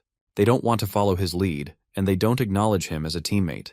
It's not just because he's Korean, but also because they have had another member who has been their longtime teammate. That person had to be removed for the Sword King to participate in this competition. Because of that, they don't want to follow along with Ryuhei's plans. As they are arguing, one of the Korean players starts it off with a powerful attack aimed directly at Ryuhei. The attack lands perfectly, surprising everyone on the Japanese team as well as even the Korean team. They see this as an opportunity and rush to push the attack before he can recover. Their goal is to take down the Sword King first and then go for the others later. Ryuhei stops them in the paths with a simple swing of his sword, slashing the ground in front of them before they can make it to him. Then, as a show of rebellion, he stabs himself in the chest, taking himself out of the first round of the competition. That gives the first kill to the Korean team, shocking the entire crowd. It was recorded as the Korean team's kill, even though Ryuhei took himself out. Now Jihan's prediction is starting to make sense, but the question is how he even knew that this was going to happen. Jihan can't reveal that, but he tells Diego to focus on the match for now. With Ryuhei taken out, the Korean team has an easy time eliminating the remaining Japanese players, giving the first win to Korea. The MVP role goes to the support who cast the spell that originally hit the Sword King in the first place. And just like that, things have taken a completely unexpected turn. But they are exactly what Jihan predicted. Everything is going exactly the way it did in his past life, even down to the dividend rates of the betting app. Back in the recovery area, the Japanese players confront Ryuhei for his rash decision. He's the nation's representative, and he just casually killed himself to prove a point. Ryuhei is tired of their constant whining and calls them a bunch of trash without any sense of professionalism. He can see now why they lost to Korea every time, and he's tired of being around it. He doesn't care about their childish friendships, and he calmly tells them that if they don't recognize him as their leader, then he will kill himself in every round until they do. With the choices laid out before them, they have no other option left but to accept Ryuhei as their leader if they want to win. The second round starts, and the Korean side is just as confused as last time. They don't understand why Ryuhei killed himself out of nowhere. They initially wonder if he's a spy or something, but they quickly see that that is not the case. The Ryuhei on the battlefield is clearly more than willing to fight now, and he has a completely different atmosphere around him than last time. The Korean team stays alert and prepares to defend, but in the blink of an eye, Ryuhei has delivered an attack so powerful that it hits 3 of them all with 1 hit. The raw power of the attack shocks the players and the audience as they realize the overwhelming gap in power. Then he follows up with another attack, immediately killing the last remaining player who survived his vicious attack. The Korean audience trembles in fear, while the Japanese audience screams in joy and chants Ryuhei's name. The Sword King defeated the South Korean team with just 2 attacks, and that equalizes the scores. As expected, with the Sword King's return, Japan easily takes the 3rd round as well, and the 4th round is not much different. The Korean team can barely show any resistance against Ryuhei's overwhelming power, and it ended up being a completely one-sided defeat by Korea. By the 4th round, they try to put up a harsher fight, putting everything they have into the fight, but it's ultimately pointless. Even with his hands bound, he's still somehow able to move the sword with some other power and break his chains, defeating them one by one without missing a beat. It's only the archer and the mage left, and they both struggle to hold their ground. But it's no point. With their attention completely focused on Ryuhei, the other team is able to take down the archer with a cheap shot before he notices. The other members of the Japanese team are still there after all, and they can still put up a fight, however minuscule it might be. With only the mage left, Ryuhei personally goes up to finish her off. He does this with a new ability he seems to have called Sword Flight. The two players make some small talk, and the mage doesn't let her inevitable loss stop her from taunting Ryuhei on his rash decision to leave Korea and show off in Japan. Ryuhei doesn't let her words get to him, and tells her that she would have been able to survive for longer if her fighting skills were at least half as good as her talking skills. Not willing to go down without a fight, the mage activates a spell that boosts her power, but before she can fully activate it, the Sword King decides to try out a new technique on her, bringing down a giant sword of light over her head, which leaves nothing but a huge crater in the middle of the arena. The match is over, and as expected, it's an overwhelming victory for Japan. It's hard to swallow for the Korean team, but they are determined to come back stronger no matter what. Diego is just shocked that Jihan predicted the outcome so precisely. He lies that he saw it in a dream, and now that dream has helped him win a mountain of money. That's perfect for him, but it doesn't ease his worry over the performance that he saw from Ryuhei. The Sword King is much stronger than Jihan remembers, and at this rate, our MC won't be able to defeat him. In fact, the nameless divine arts might not even be enough to go against him. On top of that, he also has an SSS rank gift called the Twin Sword Peak, which makes him even more deadly. All of the stats may be against him, but Jihan doesn't care. He will make sure that no matter how strong the Sword King becomes, he will become even stronger. The two of them will clash eventually, and it'll be a fight for the ages. Someone else is a lot more excited about her payout from the betting than Jihan is, though. Hyeon managed to make 200,000 won from just 5,000.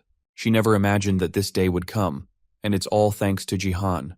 Unfortunately, she ended up in about 20,000 in debt from the total earnings in the game. After she followed Jihan's advice, Haeun was sure that South Korea would love 0-3 and bet more against them. She bet 200,000 on her surety that Korea would face an overwhelming defeat without a single victory, and that's how she ended up with a net loss. Back with Jihan and Diego, the next question is today's main topic, the fact that Jihan wants to make a contract with the football star. Diego doesn't understand why Jihan suddenly wants to make a contract with him out of nowhere because he doesn't see himself as worth that much effort. But Jihan is sure that this contract will be worth it. He tells Diego that the same foresight he used to predict the outcome of the Korea-Japan match is the same thing he is using to tell that Diego will be a very valuable asset in the future. Jihan is very confident in that decision, and that's why he wants to bring Diego to his side no matter the cost. Diego is set to become the world's strongest mage, and this contract is nothing more than an investment from Jihan.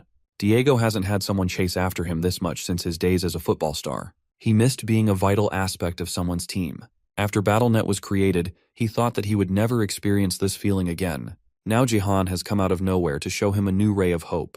There's no reason for him to refuse such a generous offer. Diego happily gets up from his chair and stretches his hand across the table to shake with Jihan. He will never forget the kindness that Jihan has shown him today, and he's determined to pay him back 10,000 times over. Jihan smiles lightly and tells him that he is eagerly waiting for that day. Meanwhile, elsewhere, Gayoung is facing her own battles in a gladiator match of her own. She's not as skilled as Jihan, but she still easily takes out the competition, and is known for constantly placing at the top in any mission she's put in. People usually team up to take her down because of this, but she's always able to send them flying with ease. The game ends as she takes out the last two threats and brings down the total numbers, and once again she places first. Her result of 5 kills isn't bad at all, but she can't be satisfied with just this anymore. She has to get stronger to compare to the high-ranking Sword King who showed overwhelming power during the Korea-Japan match, and also to Jihan, who has grown into an undefeated legend. Gayoung started slacking off after she entered the Divergent Guild, and she has to do better going forward. Seiya is facing similar struggles on her end, and she reads an article about her father's recent victory with a pained look on her face. She tries to play it off, but Hisu can tell just from the expression on her face that Seiya isn't in a good place at the moment. The vice president offers to stay at Seiya's place for the day to help reassure her, but Seiya declines the offer. She's just happy that Hisu is willing to drive her home since her uncle was busy with work and couldn't pick her up today. The driver even apologizes personally again for making a mistake in challenging Jihan for no reason the other day. Then Hisu brings up another topic that the two have talked about previously, and asks if Seiya has given it any thought. The Sword King's daughter still seems hesitant to agree to whatever they discussed. Their conversation is cut short though when the car comes to a sudden stop. Hisu angrily asks her driver why he stopped so suddenly, but the reason is crowding right in front of the car as they speak. They have arrived at the Sword Palace, and right in front of the building there's a crowd of people seemingly waiting for her. Jihan has finished his meeting with Diego and makes his way home across the rooftops. He notices that he feels a lot lighter now that his strength has increased, and he has also grown a lot as a result. He takes a moment to admire the view from the top of a building, and sits across the edge, watching the peaceful streets below him. He used to relax on rooftops in the past when he lived in the United States, and this makes him somewhat nostalgic of the past. Now he has gotten a first-person view of the kind of person Ryuhei was in this era. In reality, he never got a chance to fight the Sword King himself in his past life. During the era where half of Earth's countries had disappeared, and he started becoming one of the high rankers, the Sword King, who had been the top-ranked warrior, suddenly disappears without leaving a trace. Jihan still has no idea why he vanished. He's definitely as strong as Jihan was at his peak. Just because he's growing quickly doesn't mean that Jihan can afford to take a break. He has to grow and become even stronger than he was back then. To do that, he needs to achieve the full nameless divine arts as soon as possible. Now that he's done resting, he continues his journey home where a startling scene is waiting for him. Hisu's driver tries to shift the people out of the way so that Seiya can pass, but there are just too many of them. These people are reporters, and they are all here to try and get first-hand interviews with Seiya. Despite the larger man's attempts to hold them back, they all keep trying to push through to reach the car. They keep asking her questions about the Sword King's match today, and even accuse her of antagonizing the Sword King with her prior statements.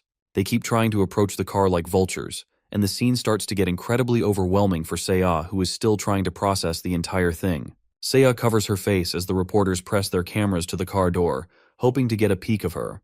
Because of that, she doesn't notice the subtle smirk on her friend's face as she pretends to comfort the distressed girl. Behind them, an angry voice calmly calls out to them as Jihan approaches. Then he uses force to push all the reporters away and create a comfortable space for himself to reach the car. The reporters are still relentless, and they accuse Jihan of laying his hands on innocent reporters who are just trying to do their jobs. They even accuse him of not caring about his public opinion. On the contrary, though, he really cares about his public image. That's the reason why he's treating them so kindly despite how angry he really is. The enraged look on his face is enough to shut the reporters up and force them to look away, and he reminds them that they should be grateful that things ended here. Then she reaches the car where Seiya is still covering her face in distress, and kindly tells her that they should go home. As the two of them leave the car, Jihan takes a moment to thank the driver for trying to protect her. Then he walks away from the car as Hisun wishes the two of them goodbye. Once they are far enough from earshot, Hisu bursts into laughter that she almost couldn't hold back during the whole ordeal. The other reporters notice her as she laughs. She is the daughter of the owner of South Korea's #1 media outlet.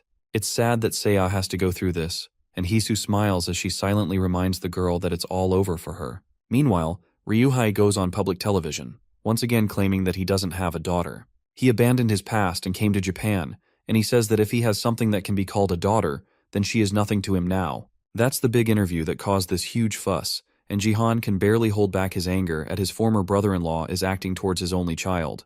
Despite his anger though, he's more worried about Seiya. His niece had just finally started to brighten up, and this came out of nowhere to ruin all their progress. Her expression has darkened again, and he can't help but feel terrible that things are reaching this point. Suddenly though, Seiya calls out to him and asks if he remembers the promise he made to listen to any request of hers.